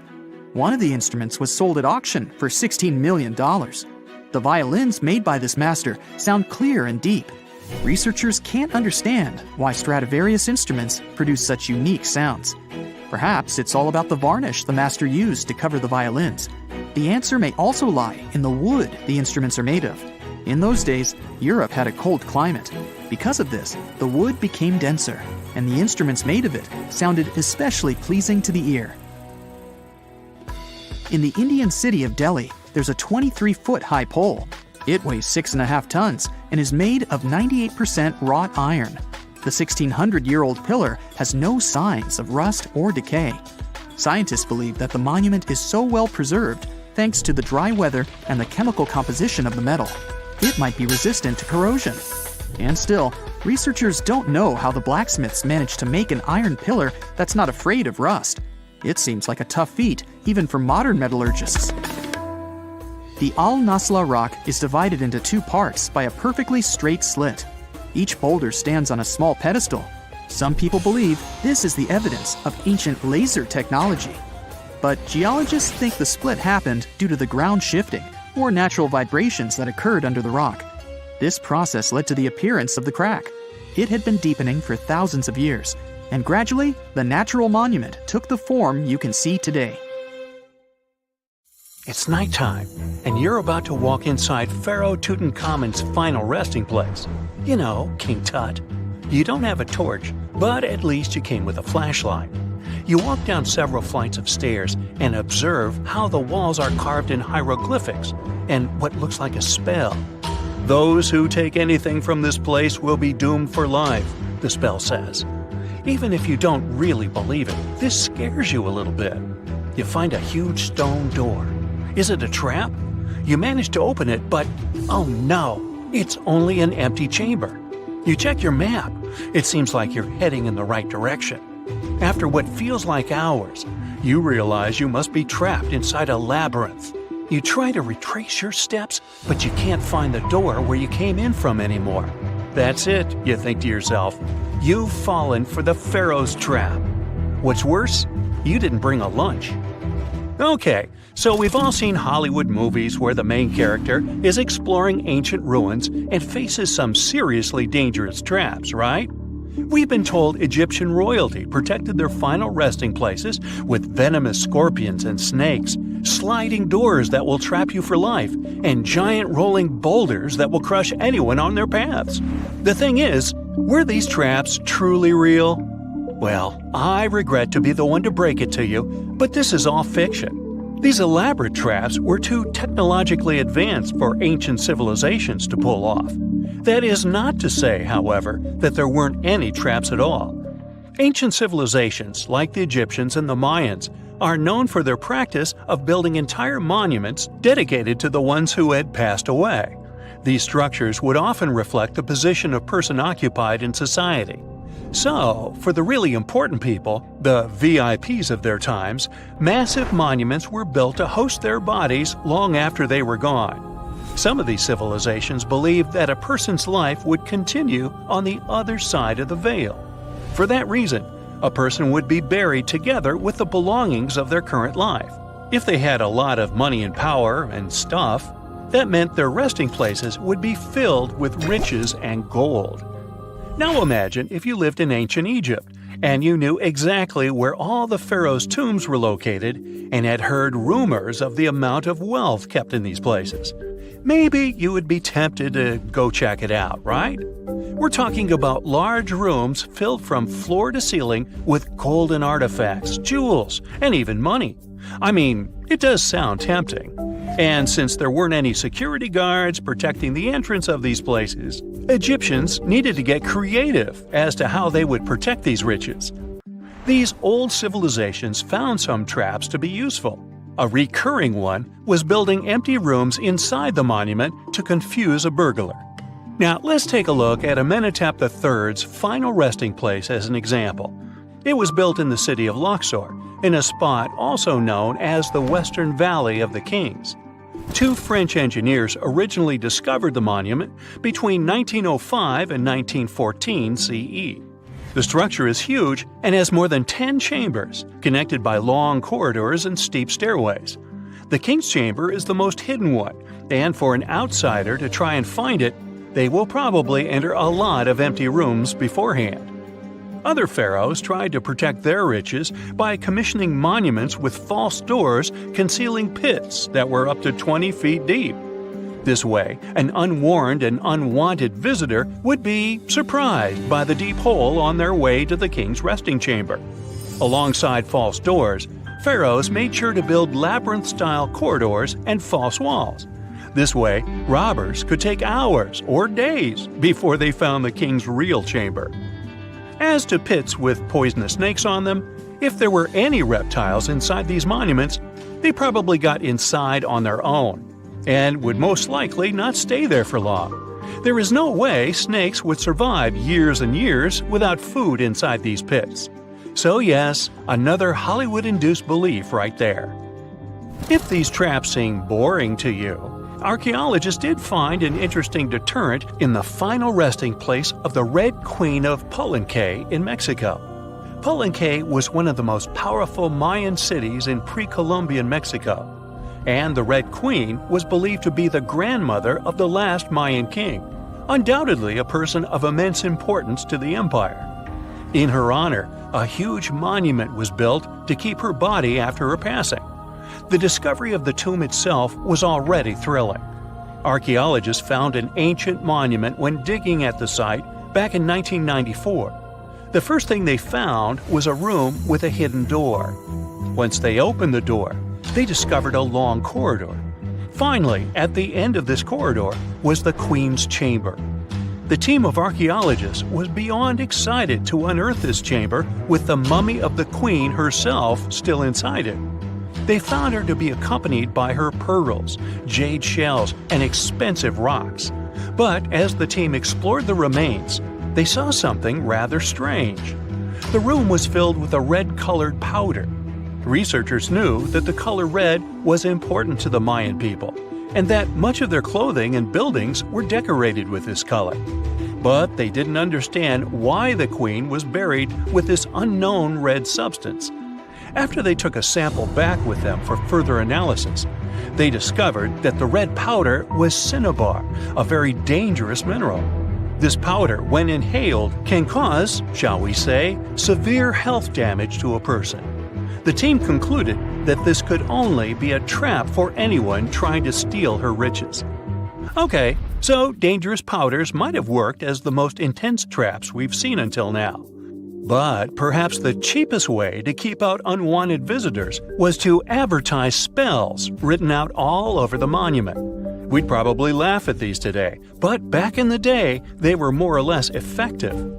Spells usually said that the person who took anything from that place would meet a tragic fate. Some spells said that robbers would lose their houses in big fires or terrible floods. Other spells said burglars would have incurable and undiagnosed health issues, but they weren't really enough to stop people from taking any gold. There are some stories surrounding how these spells might have been real. One of them is from the famous British Egyptologist Howard Carter, the one responsible for unearthing Pharaoh Tutankhamun's resting place in the 1920s. After months of unsuccessful digging, Carter discovered the tomb's existence by chance.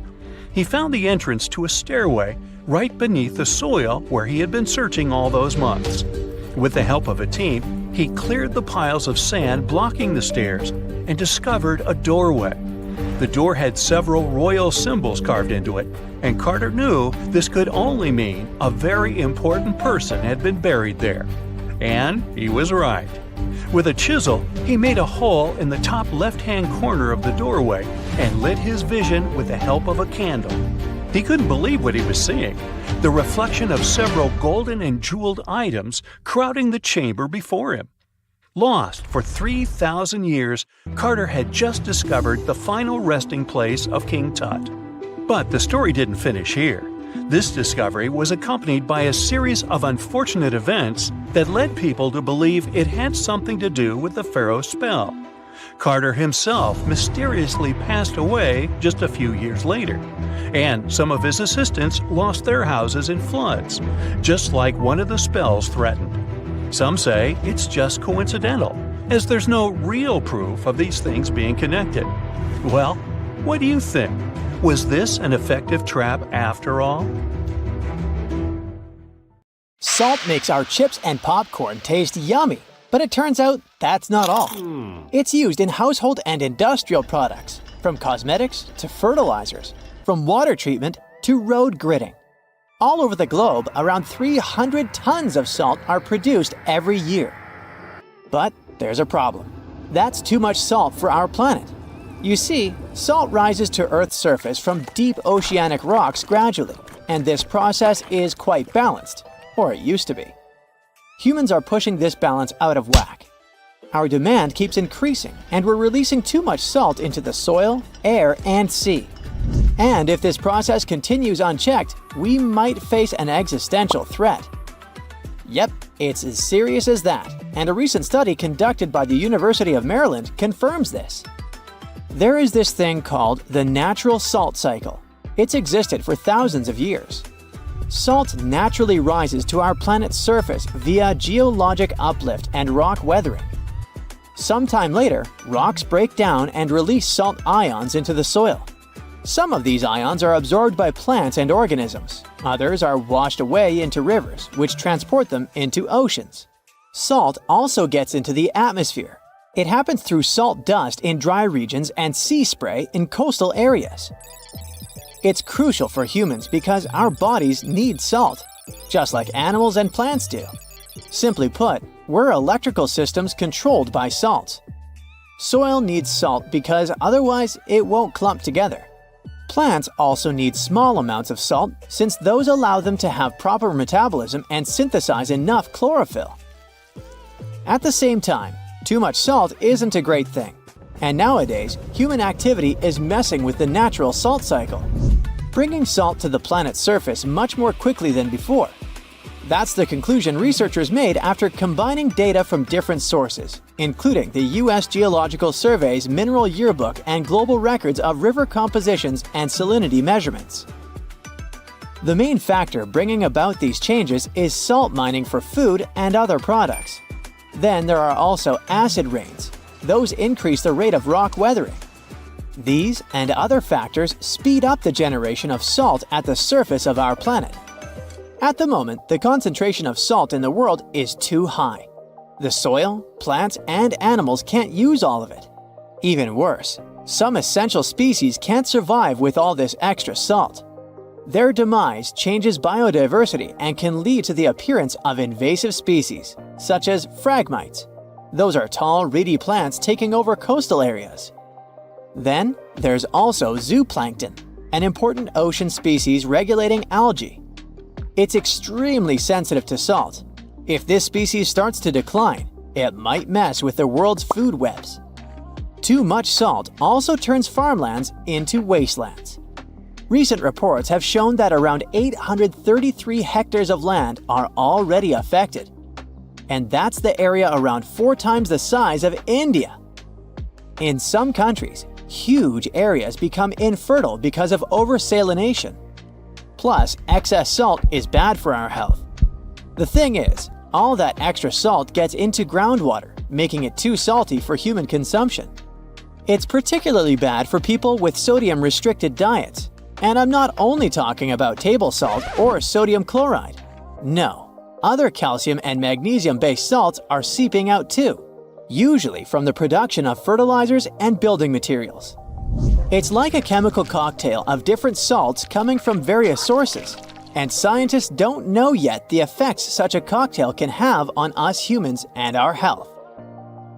So, maybe now you're sitting and thinking, oh, it's time to cut back on my salt intake. Perhaps, but don't cut it all out. In the 1930s, Dr. Robert McCants from Cambridge University's Department of Experimental Medicine found 4 volunteers and asked them to go 10 days completely without salt. First, they had to sweat out the salt that still remained in their bodies, and after that, the scientists literally desalinated everything they were allowed to eat and drink. Soon after, the participants started to experience weird sensations.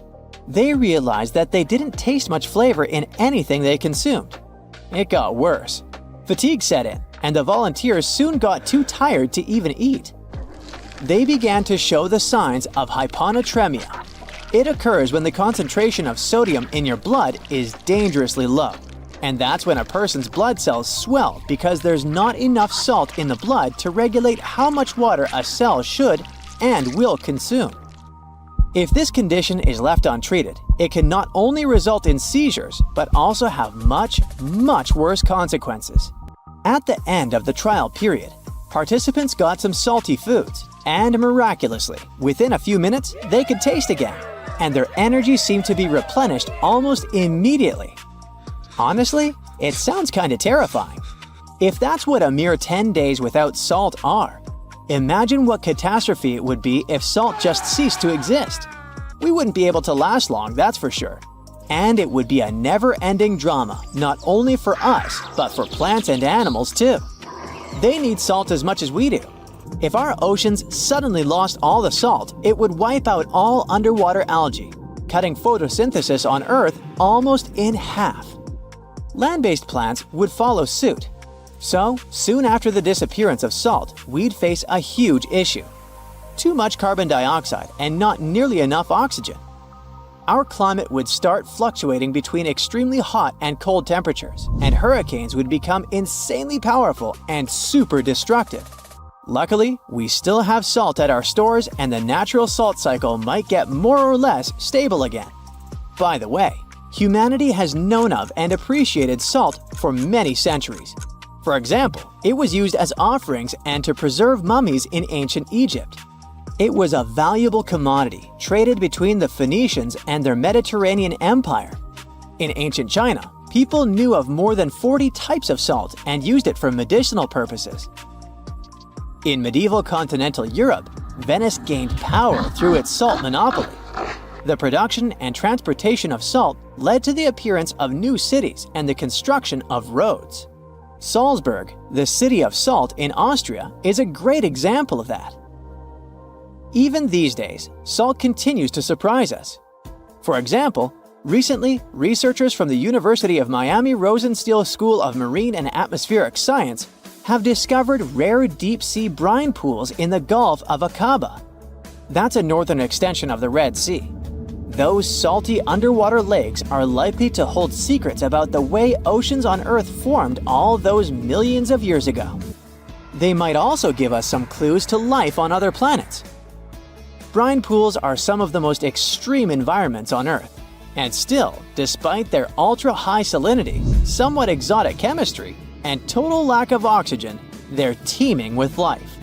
Researchers have even found bioactive molecules with potential anti-cancer properties in brine pool microbes in the Red Sea. These super salty zero-oxygen brine pools are located close to the coast and might preserve information on tsunamis, earthquakes, and flash floods that took place in the Gulf of Aqaba thousands of years ago. Salt has even made its way into space. Well, kind of. You see, the moon is like a comet soaring through the cosmos. Our natural satellite is followed by a slender tail consisting of irradiated matter, and our planet passes directly through this tail once a month. Well, according to a study published in the journal JGR Planets, this lunar tail is made of millions of sodium atoms. And as you already know, The chemical formula of salt is sodium chloride. Those atoms get blasted out of the lunar soil by meteor strikes and then pushed thousands of miles downstream by solar radiation. For several days a month, when the new moon is located between Earth and the Sun, the gravity of our planet drags that sodium tail into a long beam, which wraps around our planet's atmosphere.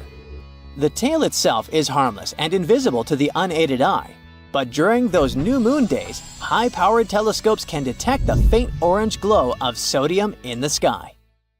We're in Siberia. It's so cold here that freezing gusts of wind are burning your face. All that white snow seems to be blinding you. This place resembles Antarctica because of the permafrost. Recently, a group of scientists researched one of the local rivers. With the help of a drilling rig, they extracted several samples of frozen soil. The scientists were shocked to find living creatures inside the ice. Later in the laboratory, they realized that the creatures were microscopic multi-celled organisms known as Decoded rotifers. These creatures looked like little worms. Scientists knew that these worms could live in frozen conditions for up to 10 years. But the age of the rotifers found in the ice was about 24,000 years, and after defrosting, they began to reproduce, as if they had been sleeping for several hours, not thousands of years. Further analysis showed that these organisms could stay frozen for hundreds of thousands of years. The rotifers might have lived during the time when people didn't invent the wheel yet. And this isn't their only superpower. Decoded rotifers are among the most radioactively resistant animals on Earth. They can survive in places where there's no oxygen and water. They can also stay alive in areas with high acidity and can live without food and water for a long time. By the way, these are not the only creatures that are known for living for thousands of years. Particular types of moss and some microorganisms are also almost immortal. Nematodes, also called roundworms, are some of the most adaptive varieties of worms in the world. Imagine the Eiffel Tower standing tall and proud. And now, let's make it 10 times higher and place it underground. Exactly at this depth, many thousands of feet under the surface, scientists discovered these creatures. There's no sunlight and almost no air in this place. And since it's much closer to Earth's core than the surface of our planet, the temperature here is higher than in the middle of the hottest desert. Millions of tons of soil above create insane pressure. But all this couldn't prevent life from developing here. When roundworms run out of air, food, or when the temperature becomes too high, they get into a unique state of stasis, or deep hibernation. In this mode, the worm's metabolism slows down, and almost all the processes in their bodies stop. The creatures can sleep for a very long time, and only wake up when the environment becomes more livable. By the way, you don't have to go so deep underground to find these creatures. Nematodes are found all over the world. They can live in hot springs, deserts, high in the mountains, among the harsh ices of Antarctica, or inside animals and humans. Our next invulnerable creatures are tardigrades, also known as water bears. These are microscopic, 8-legged invertebrates, closely related to arthropods. It's impossible to see them with the unaided eye. But a conventional microscope will allow you to see tardigrades in detail. They look like minuscule bears. They're called water bears because they need a thin layer of water around their bodies at all times. It's necessary to prevent dehydration. Tardigrades have been found in all kinds of environments, from ocean depths to sand dunes. They're incredibly robust thanks to their unique organism structure. Yeah, they look soft, but their body is covered with a tough cuticle. This coating resembles the exoskeletons of grasshoppers, mantises, and many other insects. Water bears shed their old layer of the cuticle when they need to grow. Each of their 8 legs has 4 to 6 claws, which helps them cling to any surface. The bears can survive at a temperature that's almost 3 times as cold as the temperature in the ice of Antarctica. Heat doesn't harm them either. They have been proved to survive at the temperature that makes water boil. Also, water bears are not afraid of radiation and high pressure. In the depths of the ocean, pressure can destroy alloys of the strongest metals, but these creatures can withstand pressures 6 times greater. But the coolest thing is that they can live in the vacuum of space. Our planet has a magnetic field. This is a shield that protects us from solar radiation. Tardigrades don't need this protection. They can go into near-Earth orbit and come back unharmed, all thanks to a protein protecting their DNA from ionizing radiation. Like other immortal organisms, water bears can fall into a state of cryptobiosis. Tardigrades pull their head and legs inside their bodies and fall asleep. If the surrounding conditions suggest freezing, drying out, or experiencing a lack of oxygen, they will remain in this barrel form until the situation improves. So those are microscopic organisms and microbes that can only be seen through a microscope. But how about something bigger? Meet ironclad beetles.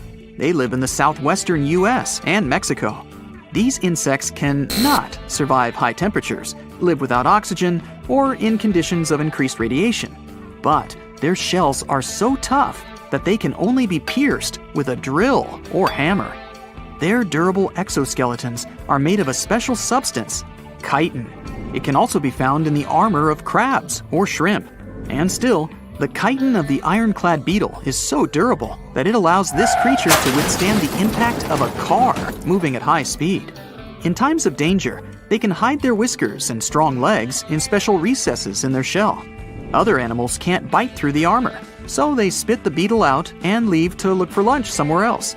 As soon as the danger disappears, the bug stretches out its legs again and goes about its business. Also, the armor saves the beetles from dehydration, which is very useful in hot areas of Mexico and the southwestern US. Inside the exoskeleton, they can store moisture. In other words, these bugs can absorb water whenever they find it and transport this liquid inside themselves. The next creatures are incredibly fragile, but they know how to survive in places where almost no other animals can live. We're going to the southeast of Romania, near the Black Sea. Here, on a desolate wide plain, you can notice a pit. This is a mine leading deep underground. The air on the surface of our planet usually contains around 20% oxygen, but in the mine, it's only 10%. Inside the cave, the air also has an increased content of hydrogen sulfide and carbon dioxide. People can't breathe there without an oxygen tank. We can probably say that the water and air there are poisoned. Almost no animals would be able to survive here. Still, 48 species of living organisms have been found in this cave. 33 of them are newly discovered species. And they aren't the only microbes or bacteria that can't be seen without a microscope. Something bigger lives here. Strange white snails crawl over the walls of the mines. Transparent shrimp and a bunch of unknown kind of leeches swim in the water. White centipedes with huge whiskers and creepy white spiders run on the ground. And they all have been growing here for almost 5 million years. You might notice a water scorpion and another unidentified species of this animal. It doesn't look like its relatives living in hot sands or tropical forests. No living creature here looks ordinary at all. All animals are either white or transparent. They have no eyes, but are equipped with long paws and antennae whiskers that help them navigate in this dark space. The deeper you go into the cave, the less oxygen the air contains. But the number of living organisms is increasing. The air is filled with methane and carbon dioxide. All the inhabitants of this cave have never seen the light of the sun and have never gone out of the darkness. It seems impossible to survive in such conditions where plants don't produce oxygen. The answer to the question of their survival is hidden in a small lake. The surface of the water is covered with strange foam. If you look closely, you can see that this white substance is alive. It resembles soft, wet paper that is easy to tear. The thing is billions of living organisms, bacteria called autotrophs. There's much more carbon dioxide in the cave than there is outside, and these bacteria, like plants, absorb it. But they don't do this with the help of photosynthesis, which means they don't need sunlight. They use water for chemosynthesis. What these bacteria secrete is food for other bacteria, and these other bacteria are food for bigger creatures. A unique food cycle that you can't find anywhere else on the planet only exists here. Before we get into the reason why and how there are pyramids all around the world, let's talk about some of the examples. I'll start with the Pyramid of the Sun in Mexico. These folks really knew how to build a city. Their well-planned urban center spanned over 7 square miles and boasted several pyramids. But the Pyramid of the Sun is the most impressive. This giant pyramid was built way back in 100 CE and is one of the biggest structures of its kind in the whole Western Hemisphere. It's so big that it's 216 feet high above the ground. If you ever find yourself in this ancient city, you won't be able to miss the Pyramid of the Sun.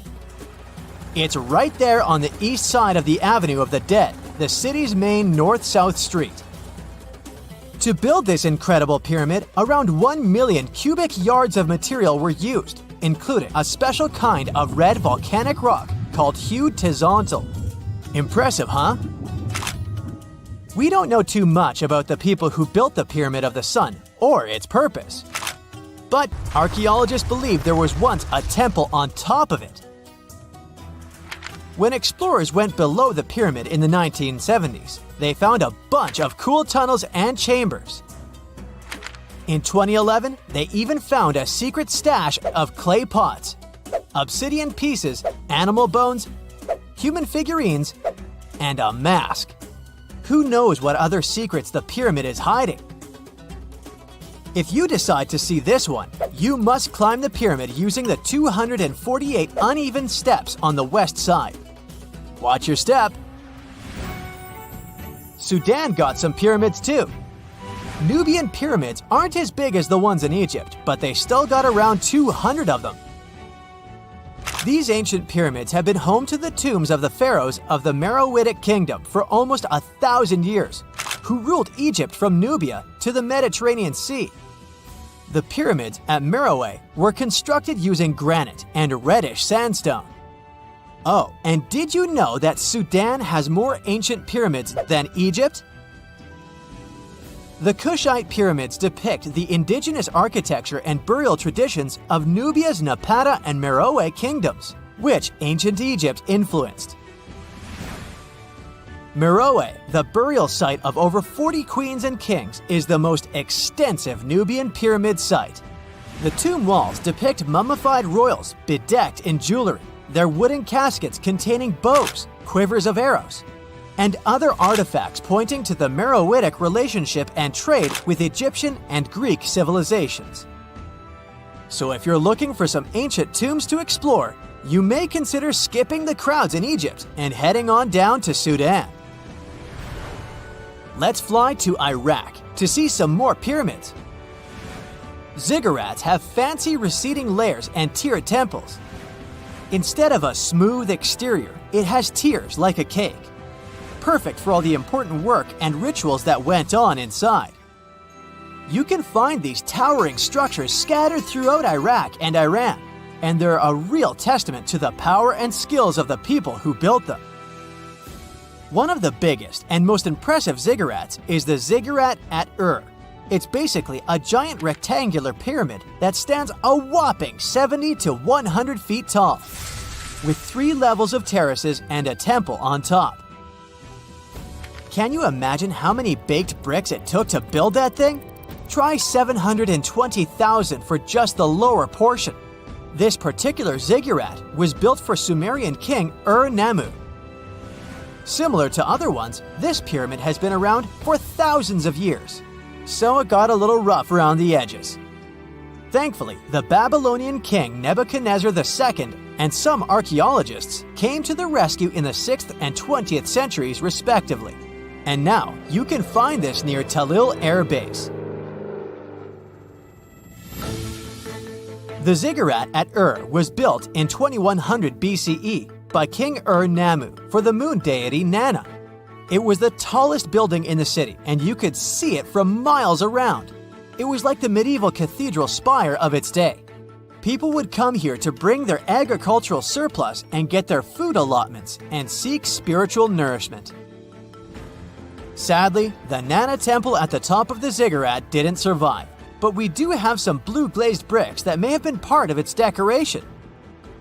The lower parts of the ziggurat are pretty amazing though. The architects even included holes in the temple's baked exterior to let the water evaporate from its core. Since we explored some of the pyramids on our planet, let's take a broader perspective. They can be found in many parts of the world.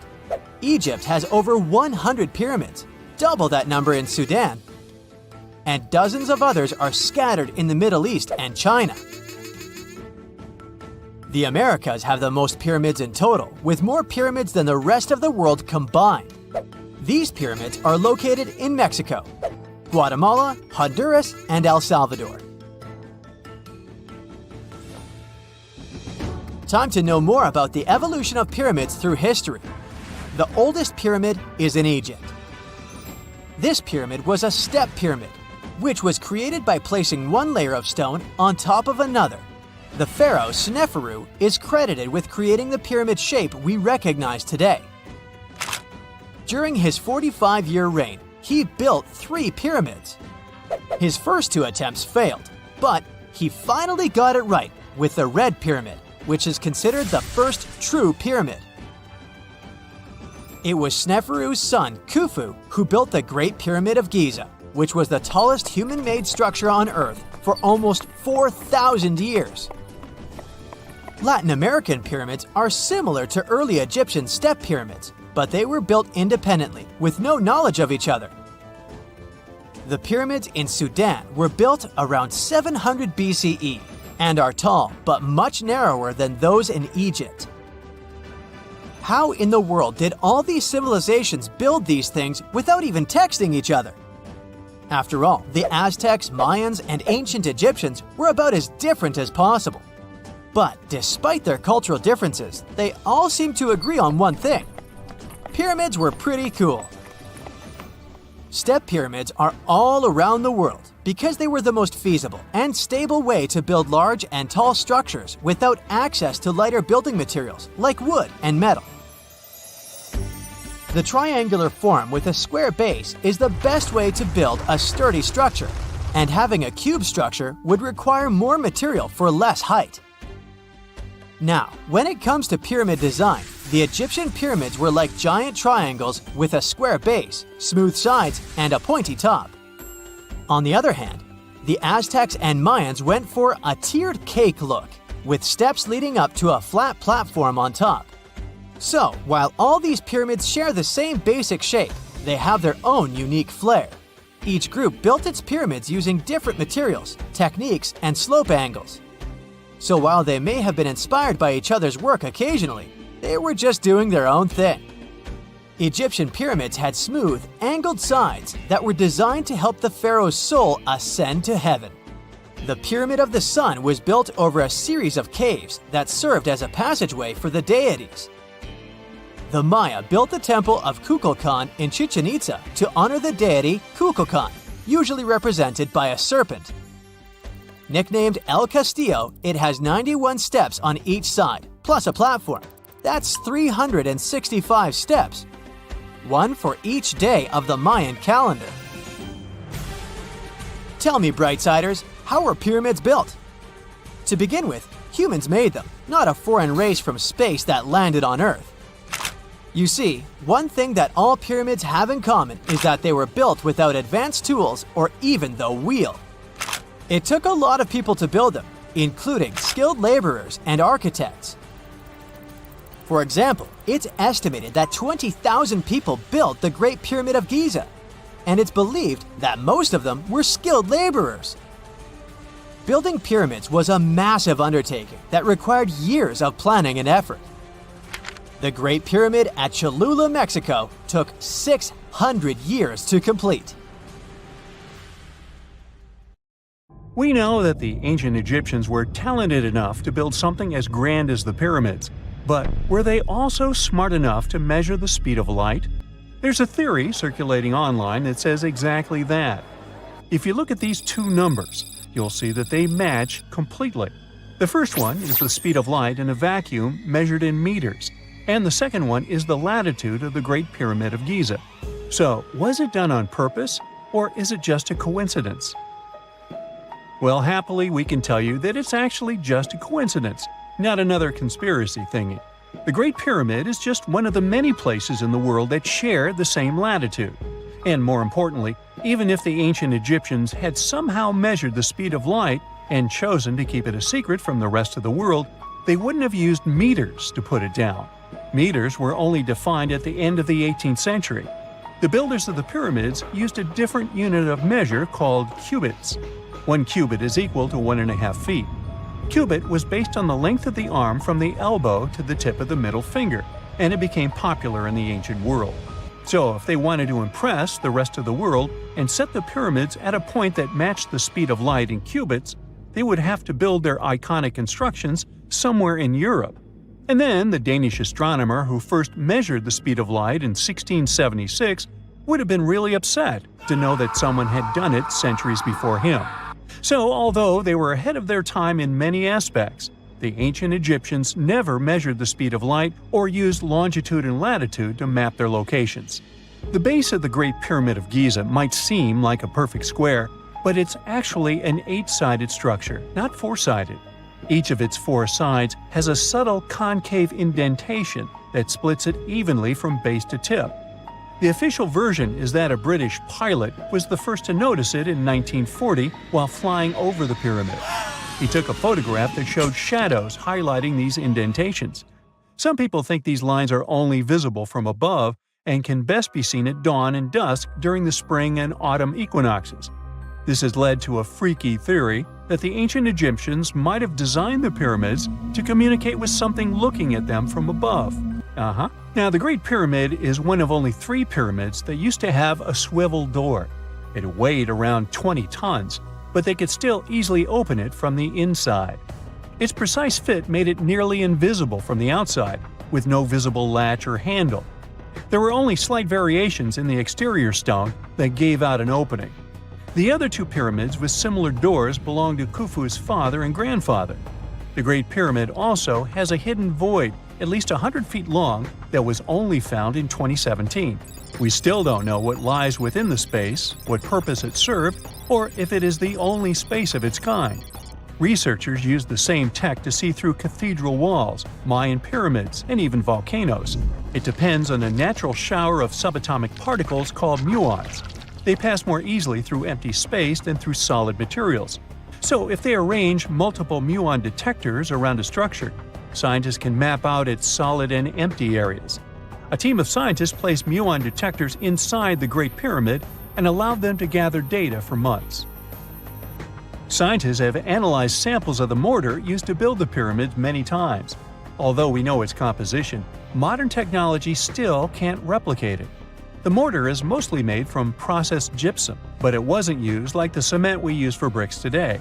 Instead, they used it to support the joints between the massive stones as they were set in place. The estimated amount they needed to construct the Great Pyramid was around 500,000 tons of mortar. The gypsum mortar is stronger than the stones themselves and has held up for thousands of years.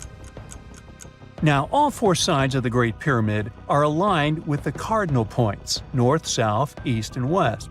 According to geologist and engineer Glenn Dash, the alignment is accurate to within 4 minutes of arc, or 1/15th of a degree. The architects managed to achieve this without modern tools like drones, blueprints, or computers. Many researchers try to explain this construction miracle. Maybe they used the pole star or the sun's shadow. Dash recently proposed a new, simpler idea. The Egyptians might have used the autumnal equinox to align the pyramids. It happens twice a year when the Earth's equator passes through the center of the sun's disk, making day and night nearly equal in length. To test his theory, Dash conducted an experiment on the 22nd of September 2016, the first day of the fall equinox. He used a special rod the Egyptians had to cast a shadow and tracked its tip at regular intervals, forming a smooth curve. By connecting 2 points of the curve with a taut string, he created an almost perfect east-west line. Dash noted that on the equinox, the shadow's tip runs in a straight line, nearly perfectly east-west, and with a slight counterclockwise error. There's a similar error in the pyramids. Although his experiment was conducted in Connecticut, Dash believes that the same method would work in Egypt. All the ancient Egyptians needed was a clear, sunny day.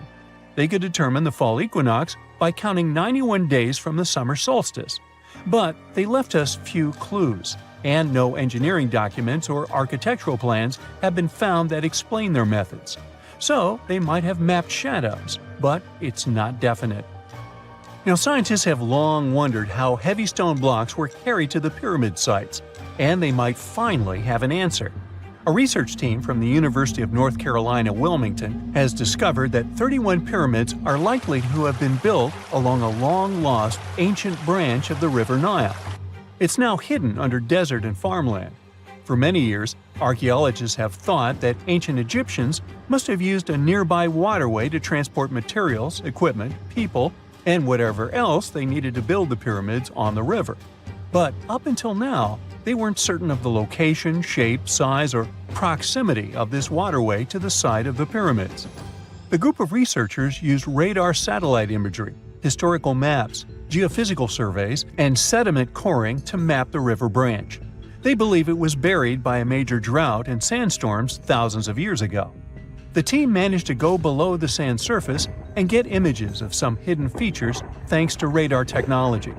They found hidden rivers and ancient structures running at the foothills of where most of the ancient Egyptian pyramids lie. The discovery of this extinct river branch helps explain the high pyramid density between Giza and Lisht, in what is now an inhospitable area of the Sahara Desert.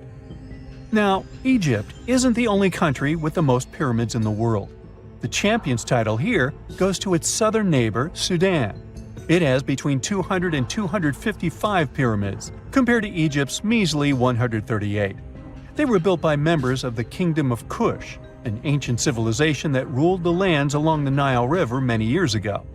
They started erecting pyramids around 500 years after the Egyptians had stopped doing it.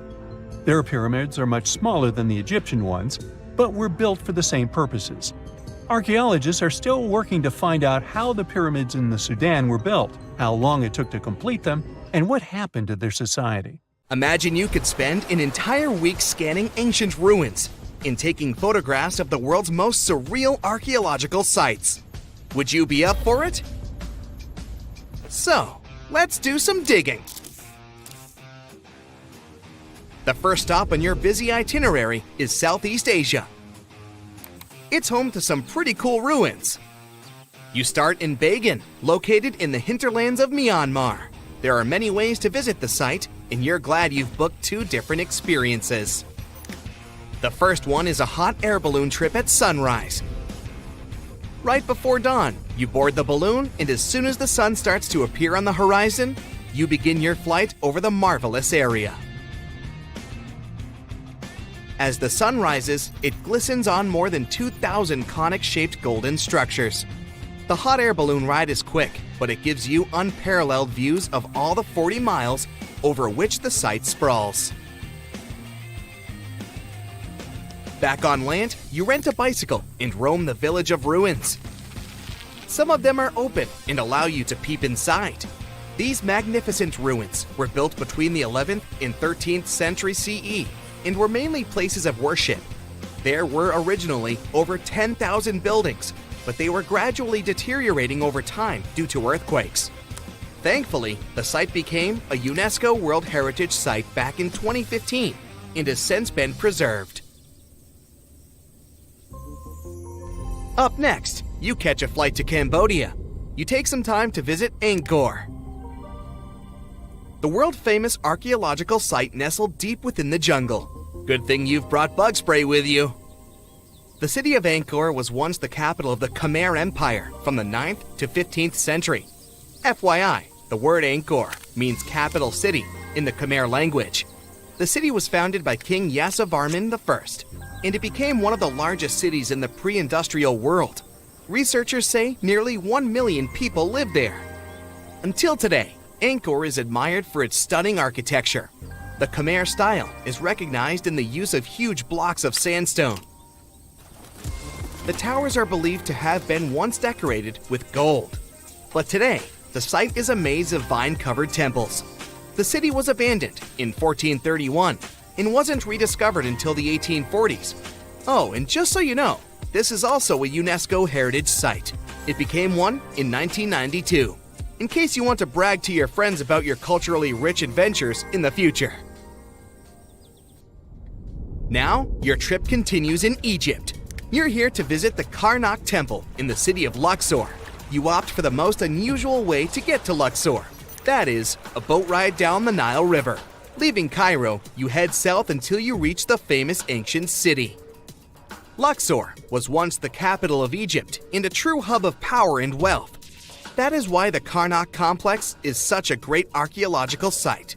You choose to visit it at night, and still at the entrance, you are struck by the site's beauty. In the evening, artificial lights cast a golden glow on the temple statues and stone columns. The temple is huge and was built mainly around the 18th and 19th centuries BCE. Each Egyptian pharaoh from that period left their own architectural mark on the site. The highlight of this tour is taking a walk through the Avenue of Sphinxes and discovering the Great Hypostyle Hall. This hall is filled with towering pylons and solid sandstone columns, a true wonder. From Egypt, you head down to Jordan. Now, if you like terracotta landscapes, you've come to the right place. The city of Petra is a marvel of the ancient world. Located in Jordan's desert, the city was a commercial hub back in the 4th century BCE.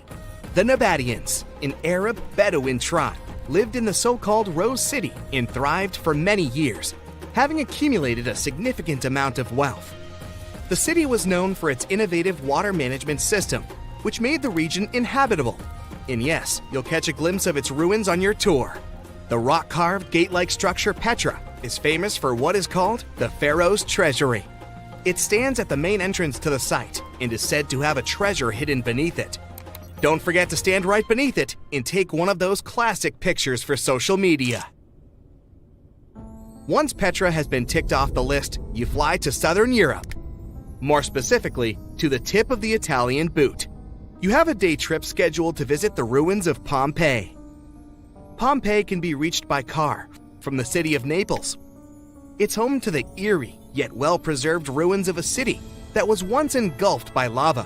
When Mount Vesuvius erupted in 79 CE, it left the city of Pompeii completely buried under millions of tons of volcanic ash. The ancient city was first discovered by beneath the volcanic rock in the 16th century, but it was first cleared from debris in the 1870s. Today, you'll be able to walk down the streets of these ancient Roman ruins and imagine what the town looked like in its heyday. Pompeii was a vibrant and rich municipality. The site's ruins revealed that many areas of Pompeii had boasted impressive bakeries, markets, and even houses with balconies, which were a sign of great wealth at the time. And believe it or not, even some artworks survived the eruption. Archaeologists found well-preserved frescoes and murals with mythological creatures. All this indicates that members of the high society lived there. The city even had thermal baths and showers made from luxurious materials. While you're still in Europe, you'll hop over to visit the iconic Stonehenge. It's a perfect day trip if you stay in the city of London, just a short train journey away.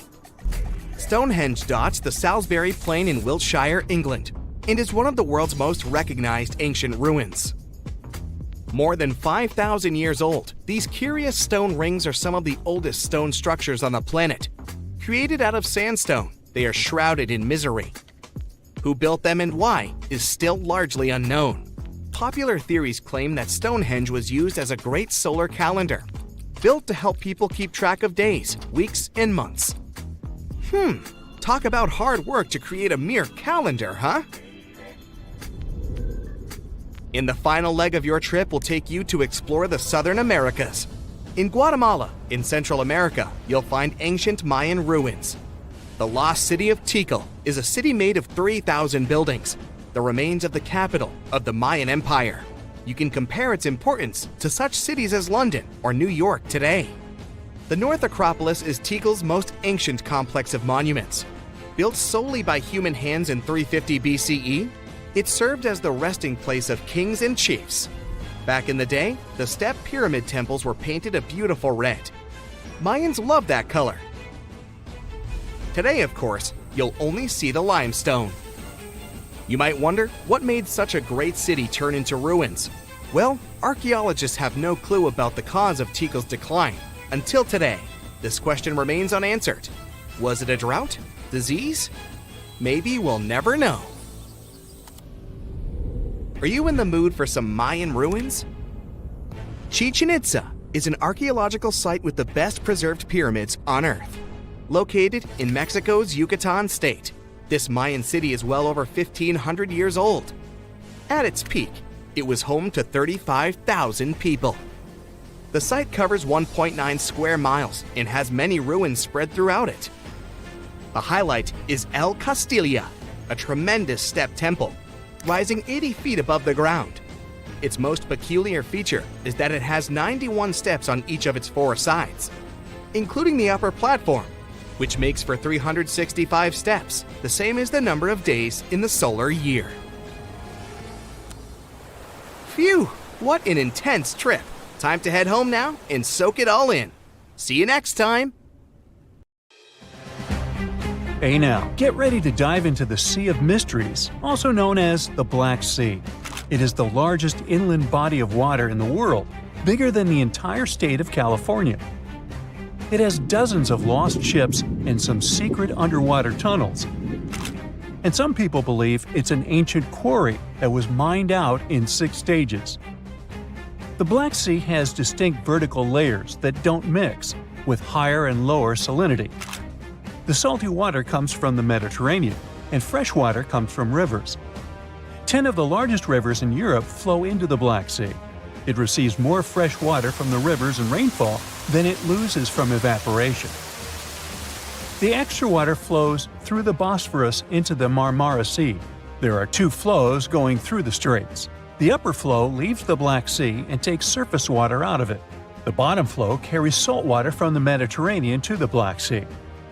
That's why the upper layers of the Black Sea are less dense than its saltier lower layers. The oxygen that comes from the atmosphere and photosynthesis stays in the surface layers. Everything deeper than about 300 feet in the middle and up to 500 feet near the edge is not fit for life. Only certain bacteria can survive in these conditions. Although there's no air deep down in the Black Sea, the upper layer is home to around 750 species of phytoplankton. Eggs and larvae of fish and invertebrates chill in coastal regions. There are also 180 fish species in the Black Sea, and some of them are valuable, such as horse mackerel, spiny dogfish, and sprat. The water level in the Black Sea is always the same because there are no high or low tides, so the sea is always calm, quiet, and serene on the surface. But it has one surprise feature, an underwater river.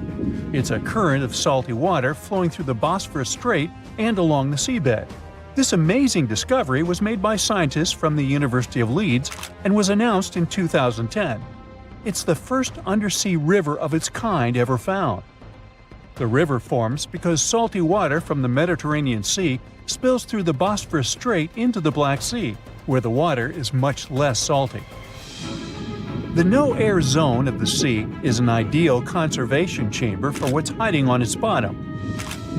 The Black Sea is like a treasure trove for shipwrecks, and we discovered it by accident. Some maritime archaeologists were studying sea levels to see how quickly the water levels rose after the last ice age, and they ran across over 40 previously unknown shipwrecks as a complete bonus. Researchers used 2 remotely operated vehicles to explore the seafloor and the wrecks. Thanks to it, we have a video and detailed 3D images of the ships that were stitched together from thousands of high-resolution photos. According to the New York Times, some of the standout discoveries among the 44 ships found include a medieval training vessel from the 13th or 14th century. Expedition members nicknamed another ship from the Ottoman Empire the Flower of the Black Sea for its beautiful petal carvings. The team also noticed unusual details on other ships, like coiled ropes, chisel marks, rudders, and other carvings. So far, they haven't announced any plans to excavate the shipwrecks, but the ships might be filled with historical treasures like books, parchments, and documents. It's worth a try to rescue them. The most extraordinary discovery in the Black Sea is what archaeologists believe to be the world's oldest intact shipwreck. It has been lying undisturbed for over 2,400 years. This ancient Greek vessel, 75 feet long, was found with its mast, rudders, and rowing benches all still in place, over a mile beneath the surface. Researchers believe the ship was a trading vessel, like those depicted on ancient Greek pottery, such as the Siren vase in the British Museum. This vase, or vase, dating from the same period, shows a vessel carrying Odysseus past the Sirens. The team took a small piece for carbon dating, and the results confirmed it as the oldest intact shipwreck known to humankind. The fact that it's so elaborate and well-preserved deserves a standing ovation for shipbuilders of the ancient world. Without microbes, worms, or other creatures to eat away the wrecks, it's no wonder the ships are in almost perfect condition. If the Titanic had sunk in these waters, we would have found it in a much better state now, not being eaten by nasty underwater microorganisms. Now, there's an interesting theory called the Black Sea Deluge hypothesis, which suggests a huge flood happened around 7,500 years ago. Two geologists in the 1990s suggested that at the end of the last ice age, when the Earth's climate was heating up, ice sheets were melting and sea levels were rising. The Black Sea was a much smaller freshwater lake.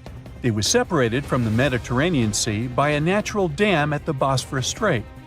As global sea levels rose, the Mediterranean overflowed into the Black Sea basin. They suggest the sea level rose by 6 inches every day, flooded coastal settlements, and changed the environment for good.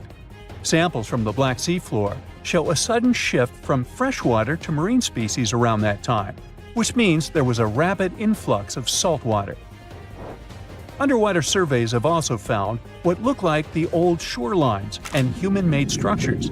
So, people were living in areas now submerged by the Black Sea. Plus, the timing of this flood matches up with known patterns of human migration into Europe, Asia, and Africa. They also say this flood could be the terrible flood from the story of Noah's Ark. Critics of the deluge theory say the evidence isn't as straightforward as it seems. Some think the transition from freshwater to saltwater in the Black Sea was more gradual than one sudden flood. They're also debating if people left the settlements before they went underwater or as a result. An old chronicle that's been around for about a century says there were 2 underground tunnels starting in what is now Romania and Bulgaria and stretching all the way under the Black Sea to Turkey. Back in the day, peasants used these tunnels to move their flocks of sheep to the Ottoman Empire and countries on the Asia Minor Peninsula.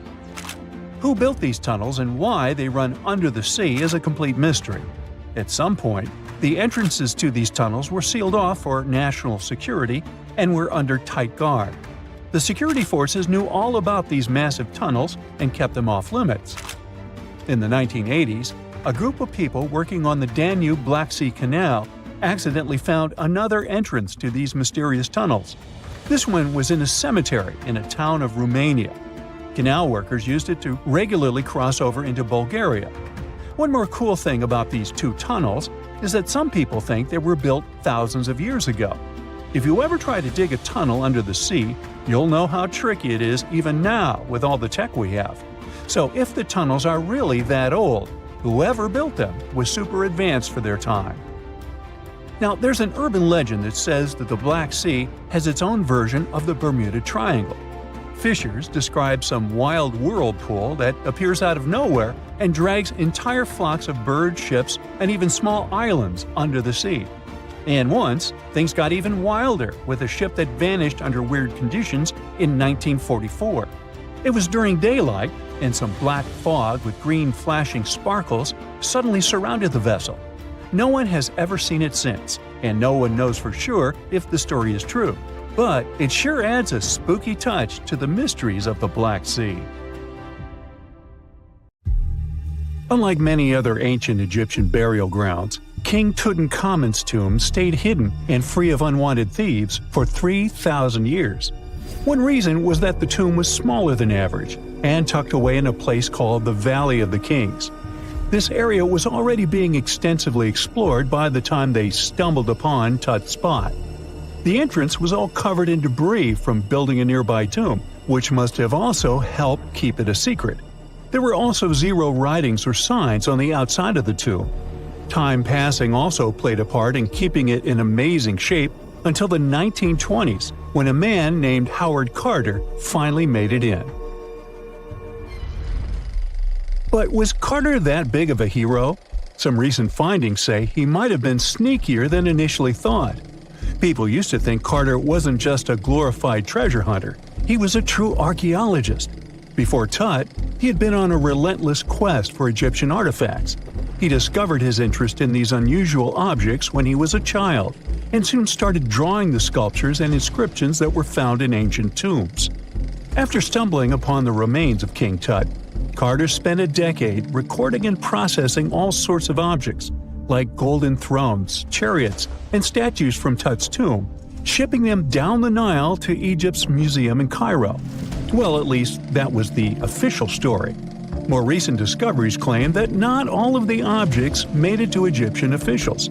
A secret letter seems to uncover Carter's little 10 for them, 1 for me policy. The letter in question was sent to Sir Alan Gardiner, a philologist and friend of Carter's, dated from 1922.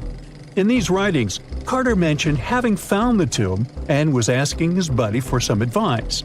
In another letter from 1934, Gardiner seems to be thanking Carter for an amulet, which was sent to him as a thank you gift. Carter was adamant that it didn't come from Tut's tomb, but evidently it did. Even the British director of the Egyptian Museum was onto Carter's sneaky endeavors, but couldn't prove it. He compared Gardiner's amulet to others from Tut's tomb, and lo and behold, they were a perfect match. Gardiner was so disappointed to have been put in such a sticky situation that he vented to Carter in another letter. Deciding to be a good friend, Gardiner didn't throw the famous archaeologist under the bus. Instead, he advised Carter to take those stolen goods back to Cairo, just like he'd advise you to like this video and subscribe to the Brightside channel for more amazing videos on the most unique topics in history. It's not the only shady piece of information on Carter's post-discovery behavior. In 1947, a man named Alfred Lucas, who used to work with a controversial archaeologist, gave some information in an obscure journal in Cairo. He claimed that Carter sneakily cracked open the burial chamber door himself. Then he sealed it back up like nothing had happened before the official uncovering. Now, why would he do that? Well, the same theory suggests that Carter and his crew might have entered the tomb early so they could get their hands on some ancient goodies. Obviously, these people couldn't risk having such objects sold while they were still alive, but made sure they were auctioned off after they passed. Carter, though, never confessed to anything. He made no official denial either, but the Egyptian government couldn't risk any more mysterious disappearances, so they prohibited him from entering the tomb for a while. Some have connected this apparent stealing to the curse of King Tut. If you've never heard of it, know that it became quite the scary tale soon after King Tutankhamun's resting place was uncovered. It claimed that anyone messing with the tomb of the boy pharaoh would face some serious bad luck. It's not all dramatic like a mummy going on an aggressive spree, but word got out that the people involved in disturbing King Tut's lair met some mysterious, untimely ends. The main untimely passing related to this supposed curse is that of George Herbert, the 5th Earl of Carnarvon. He was this British aristocrat who helped fund the search for the tomb. He passed away just a year after the tomb was opened.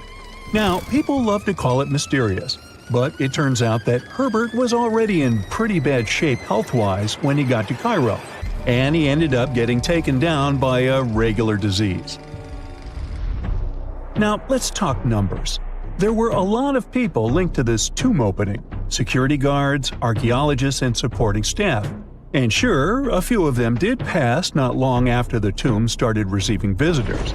As much as we'd like this curse to be true for the sake of, good storytelling, statistically, if you have a bunch of people connected to opening a tomb, you'd expect some passings just by random chance. The average lifespan for those supposedly targeted by the ancient curse was more than 20 years after the spell was supposed to kick in. Herbert's daughter even lived until the 1980s, that's half a century later. And Howard Carter himself lived until 1935, a solid 16 years after the big reveal. Some have suggested that the whole curse was nothing more than a careful PR strategy. You see, when Tut's tomb was found, Howard Carter wanted to make a priority out of keeping nosy reporters away. So he might have come up with a curse hanging over anyone entering the boy king's resting place. But what was stolen from King Tut's tomb anyway? Well, some jewelry to begin with. It might have been snatched by Howard Carter himself, according to a French specialist.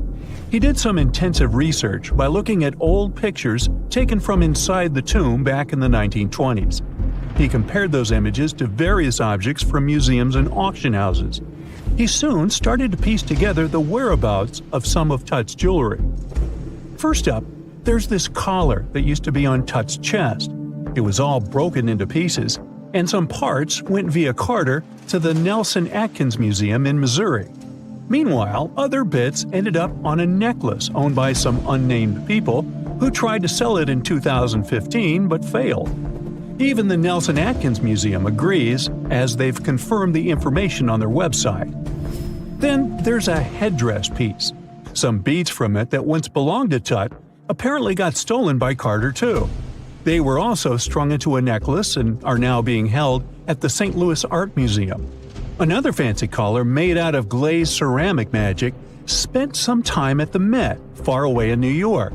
Thankfully, it was sent back to Egypt a bit over a decade ago. This seems to have been, as you'd expect by now, also stolen by Carter. Missing artifacts aside, King Tut still gave a ton of amazing objects that helped us learn more about this incredible ancient culture.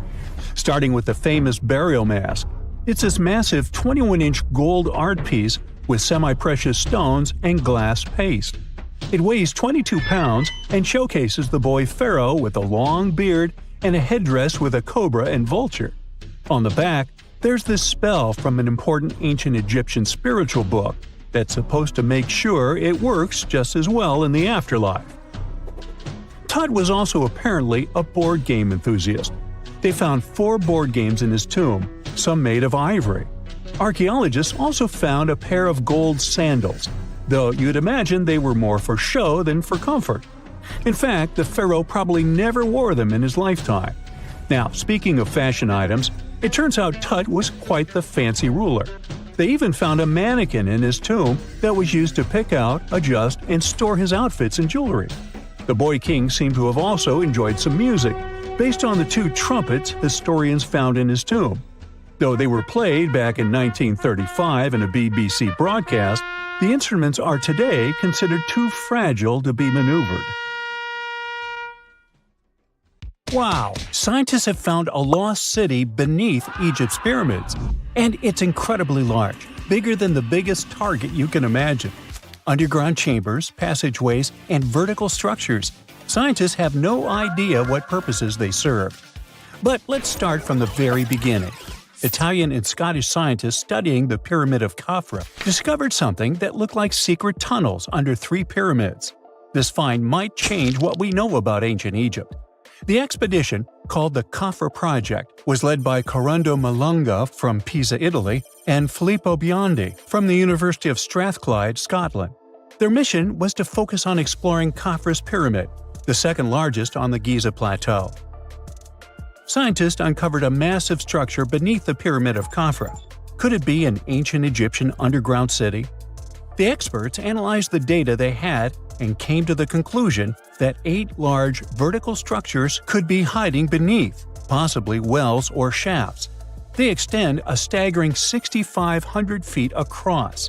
Imagine placing 2.5 Burj Khalifas on the ground, one after another, and you get the sheer size of this find. These shafts also plunge nearly 2,000 feet underground. Some of the deepest underground stations in the world are located at a mere 380 feet underground or so. These cylindrical shafts are surrounded by spiral paths. Picture some old Gothic castle. They're connected to 2 giant, weirdly shaped chambers. Are those cubes? Or possibly bowls? Each of these chambers is likely more than 260 feet across. Now, even though we know about the structures now, no one has figured out their original purpose yet.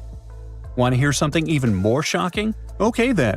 The team is almost sure that similar access points can be found under all 3 pyramids. In other words, all of them might be linked by a hidden system of underground tunnels, chambers, and passages. Even deeper, about 4,000 feet under the surface, there might be more unknown structures. And doesn't it add to the mystery? But the coolest news is that, according to some team members, these hidden structures near Giza pyramids could align with the legendary Halls of Amenti. In ancient Egyptian mythology, it's a place where people are believed to arrive when they're close to the end of their days. There, they are said to take a 3-day-long trial, facing their biggest fears. Now, how did scientists even discover these hidden spaces? To uncover them, researchers used 2 satellites positioned 420 miles above Earth. They sent radar signals to the Giza Plateau, and these signals generated detailed images, which were later compiled into a 3D model of the underground layout, including the newly detected shafts. Then, using synthetic aperture radar or SAR technology, which is a type of radar that can penetrate through stone, the team also spotted 5 small room-like structures hidden deep within the pyramid. One of these chambers contained a sarcophagus, which was once thought to be the tomb of Pharaoh Khafre. But now, scientists believe this was a mistake. The true burial site is likely to be elsewhere. In any case, these 5 hidden rooms were completely unknown before the scans. They seem to be arranged in the center of the pyramid and are linked to underground pathways leading somewhere below the structure. There's an opinion that these tunnels could lead to more hidden chambers and wells. Some of them might be around 4,500 years old. Wow! What if they help us solve ancient civilization mysteries? Preliminary data suggests that all this underground space can be much more than a few empty chambers. There might be many more hidden structures near the Giza pyramids. How come? Well, the thing is, the structure appears to include hollowed-out sections with spiral pathways leading even deeper underground. Refining the images hinting at this could reveal an extensive subterranean network. It might be a whole city hidden under the surface. Now, despite the excitement surrounding these findings, there are also a lot of people who don't believe in the existence of the underground city. They're skeptical about the archaeological discovery in Egypt due to the lack of peer-reviewed verification. That's why several archaeologists and radar experts have challenged the validity of the claims. They've explained that the technology used to make the discovery may not be advanced enough to produce such detailed underground imagery. According to them, the 5 smaller chambers found near the surface could be natural formations, since the area had had sacred significance long before the construction of the pyramids. Some experts have even dismissed the use of radar methods in this context altogether. They call these methods scientifically unproven and question their accuracy. The discovery has also reignited discussions about ancient Egyptian myths and the possibility of hidden texts lying somewhere beneath the Giza pyramids. The layout of the newly detected underground chambers shares similarities with mythological accounts of the Hall of Records, a rumored chamber that could preserve early Egyptian wisdom. If confirmed, these findings could significantly reshape the understanding of Egypt's sacred topography. Plus, this lost city beneath Egypt's pyramid could become physical evidence of previously unknown underground structures. That's why the Khafre project is super eager to begin excavating to confirm their findings. But getting approval from Egyptian authorities is a challenging process. The discoveries still need to undergo peer review before they are accepted by the academic community. By the way, this recent archaeological discovery in Egypt comes on the heels of another discovery involving a weird structure beneath the Royal Giza Cemetery, which researchers believe is unnatural in origin. Archaeologists use remote sensing techniques and uncovered a mysterious L-shaped structure underground in the Western Cemetery of Giza. This area is known to house burials of royal family members and high-ranking officials. Many of the tombs in the cemetery have above-ground mastabas, rectangular stone or mud brick structures with flat roofs.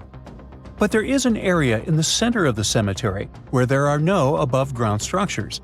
To investigate this unexplored region, the team used electrical resistive tomography and ground-penetrating radar.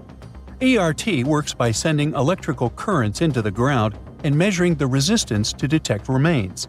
As for GPR, It sends radar into the ground and maps the structures based on the radar's return. The team found an anomaly about 6.5 feet beneath the surface. It appeared to be an L-shaped structure measuring at least 33 feet in length. The readings suggested that the structure had been backfilled with sand after its construction. This made the team hypothesize that it could be a mix of sand and gravel, or possibly an air void. This anomaly was classified as a highly resistive structure, which meant it didn't occur naturally. Motoyuki Sato, the study's lead author and professor at Tohoku University in Japan, claims that the structure is not a natural formation due to its sharp shape. Another weird thing about ancient Egyptian pyramids is that historians have long believed that they were built primarily for royals and high-status individuals who had the wealth and power to create such massive structures. However, new research from the archaeological site of Tombos in modern-day Sudan challenges this assumption. The thing is, Tombos pyramid may have served as burial sites for low-status workers as well as elites. The hard-working members of ancient communities may have found their last resting place in some of the most visible monuments, including the pyramids. Located along the Nile River in the ancient region of Nubia, Tombos became part of Egypt after its conquest of the area around 1400 BCE. That's when Egypt established the site to strengthen its colonial control. Workers at Tombos built pyramids, but those were much more modest than the famous pyramids of Giza. The research team reanalyzed 110 human skeletons from Tombos, originally studied in 2012. In particular, they examined the entheses, the areas where tendons and ligaments attach to bones. Such an analysis can give us insights into the amount of physical labor a person performed. When someone does hard labor, their bones often develop distinct crests and ridges at these attachment points due to the stress on the tendons and ligaments. And while some skeletons showed little change in their entheses, suggesting they belonged to individuals from the upper classes, others showed more serious changes. It means they belong to lower-class workers. This finding can totally challenge our earlier understanding of pyramid burials, especially the idea that only elites were buried in the pyramids, because the pyramids themselves were designed for the elite. This recent research may prove that lower-class workers may have found their final resting place in these monumental structures too.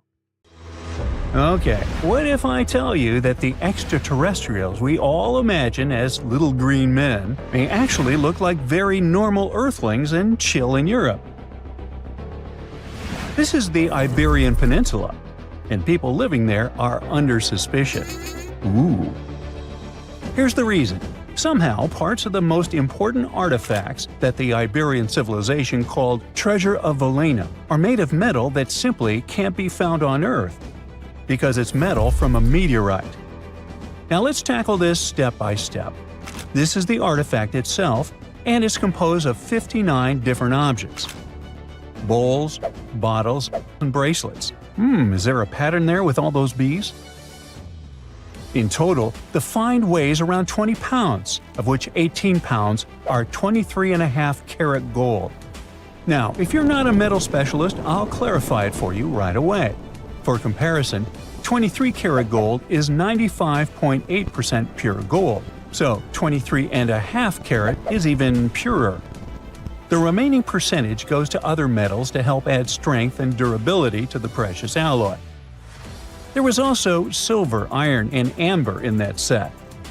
The artifact could have been pretty straightforward, but for these two, let's call them imposters. Look at this wrought iron bracelet and this hollow hemisphere. Can you see that? Those rusty lines on the hemisphere and the overall weird color of the bracelet do stand out, since everything else is made of purest gold. This all started back in 1963, when a researcher noticed a dark leaden metal among the shiny bowls and bottles.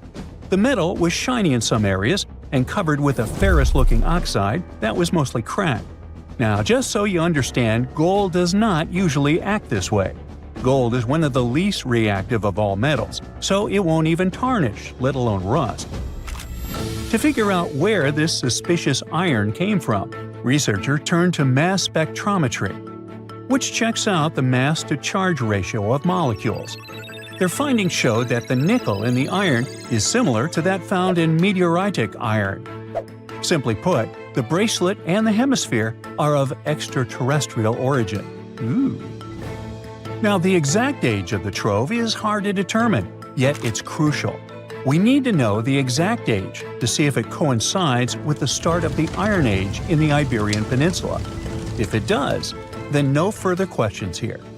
But if it doesn't, well, it's, at the very least, weird, if not suspicious. So there's this three-age system. It comprises the Stone Age, then the Bronze Age, and then the Iron Age.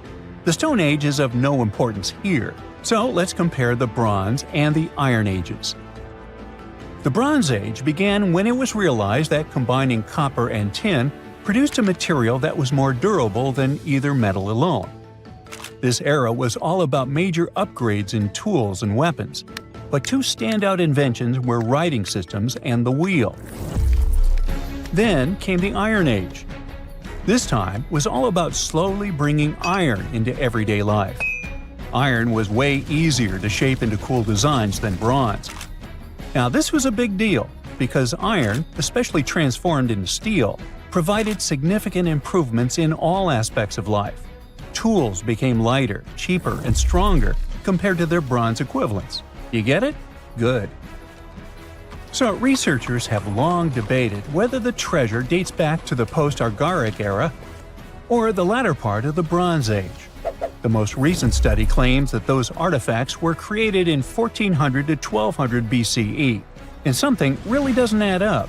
First off, the Iron Age began around 500 years after these artifacts were crafted. Plus, ancient craftsmen couldn't know back then how to work with metals that landed on Earth approximately 1 million years ago. And while the dates are really hard to explain, there is a logical explanation for the craftsmanship. The theory here is that those metal workers simply had access to the fallen meteorite, and thus, they could study it well and discover its properties before using it for decorative purposes. They could have figured it out through trial and error, and once they knew exactly how to work with this extraterrestrial metal, they proceeded to adorn the artifacts with it. Plus, there were the Phoenicians, who contributed to their craftsmanship. Now, it's true that the Iberian people have been processing metal and making pottery long before the Phoenicians settled on the peninsula. But the arrival of new metalworking techniques and the introduction of the potter's wheel enabled them to produce better quality goods much faster than before. So, we figured out the extraterrestrial origins of the Iberian artifacts. But guess what? This area is still under suspicion. The reason for that is the language they spoke.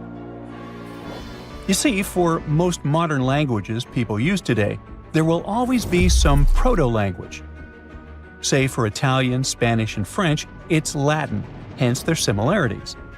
But wait, Iberian was largely spoken where modern Spain is, so why isn't Spanish similar to it? Well, the truth is, no language today is similar to the Iberian. Maybe only the Basque language, but it's because of some similarities found in their numerical systems. Basque is classified as a language isolate, or simply unrelated to any other known languages, and the only language isolate in Europe. The Iberian language is unclassified. While the scripts written in it have been deciphered to various extents, the language itself remains largely unknown. And look at the alphabet the Iberians had. Looks like it doesn't really belong to our planet. But hold up, this one might be a bit of a stretch. When the Phoenicians came to the peninsula, they brought along their alphabet to the Iberians. But honestly, the Iberians probably weren't keen on just copying someone else's writing system, so they tweaked it until it looked completely different. Let's just say they took some inspiration and ran with it. While linguists can guess to some extent how most characters sounded, actually translating the language is still completely impossible. The Iberian language was non-Indo-European and faded away over 2,000 years ago. And there aren't any similar languages left to help us out. Super frustrating, right? Yeah. We got over 2,000 Iberian inscriptions from tombs, coins, potteries, lead plates, and even cave wall carvings. but aside from a handful of words, we're totally in the dark about what they mean. Now, if we could understand their language, we might have learned that they were great thinkers and all, but we can only contemplate the works of art they left. Iberian culture has a lot of amazing stuff made by talented artisans. We're talking about not just metalwork and ceramics, but also detailed sculptures, textiles, jewelry, and other personal bling. But here's the catch. Making all those luxury items depended a lot on a big farming class. At the heart of Iberian society, most folks were involved in farming and taking care of livestock. Depending on where you were, the types of farming varied. For example, up in the north, they were all about growing grains, while down in Valencia, they focused on producing olive oil and other agricultural aspects. In the west, raising animals was the name of the game. Still, we don't have much information about the day-to-day lives of the many people doing this essential work. Yet, on the flip side, we know a lot about the upper class of Iberian society, who control these agricultural resources and hire the artisans. By the 7th century BCE, we start to see a group of Iberian princes who were living the good life, trading with the Phoenicians and enjoying fancy luxury items. You can spot this elite class in their burial practices. Cremation was the go-to method for funerals among the Iberians, and wealthy individuals were often found in cemeteries with all sorts of lavish goods and funerary sculptures that give us a peek into the fashion and hairstyles of the rich. Interestingly, starting in the 6th century BCE, there was a noticeable drop in the number of recognizable burials, which suggests that these elaborate funeral customs became more exclusive to a small elite. Meanwhile, the fate of the majority, farmers, artisans, soldiers, and laborers, who made up a big chunk of the population, remains a bit of a mystery. It used to be a pretty advanced civilization, but it vanished without a trace. Researchers think it could have been due to some massive earthquake.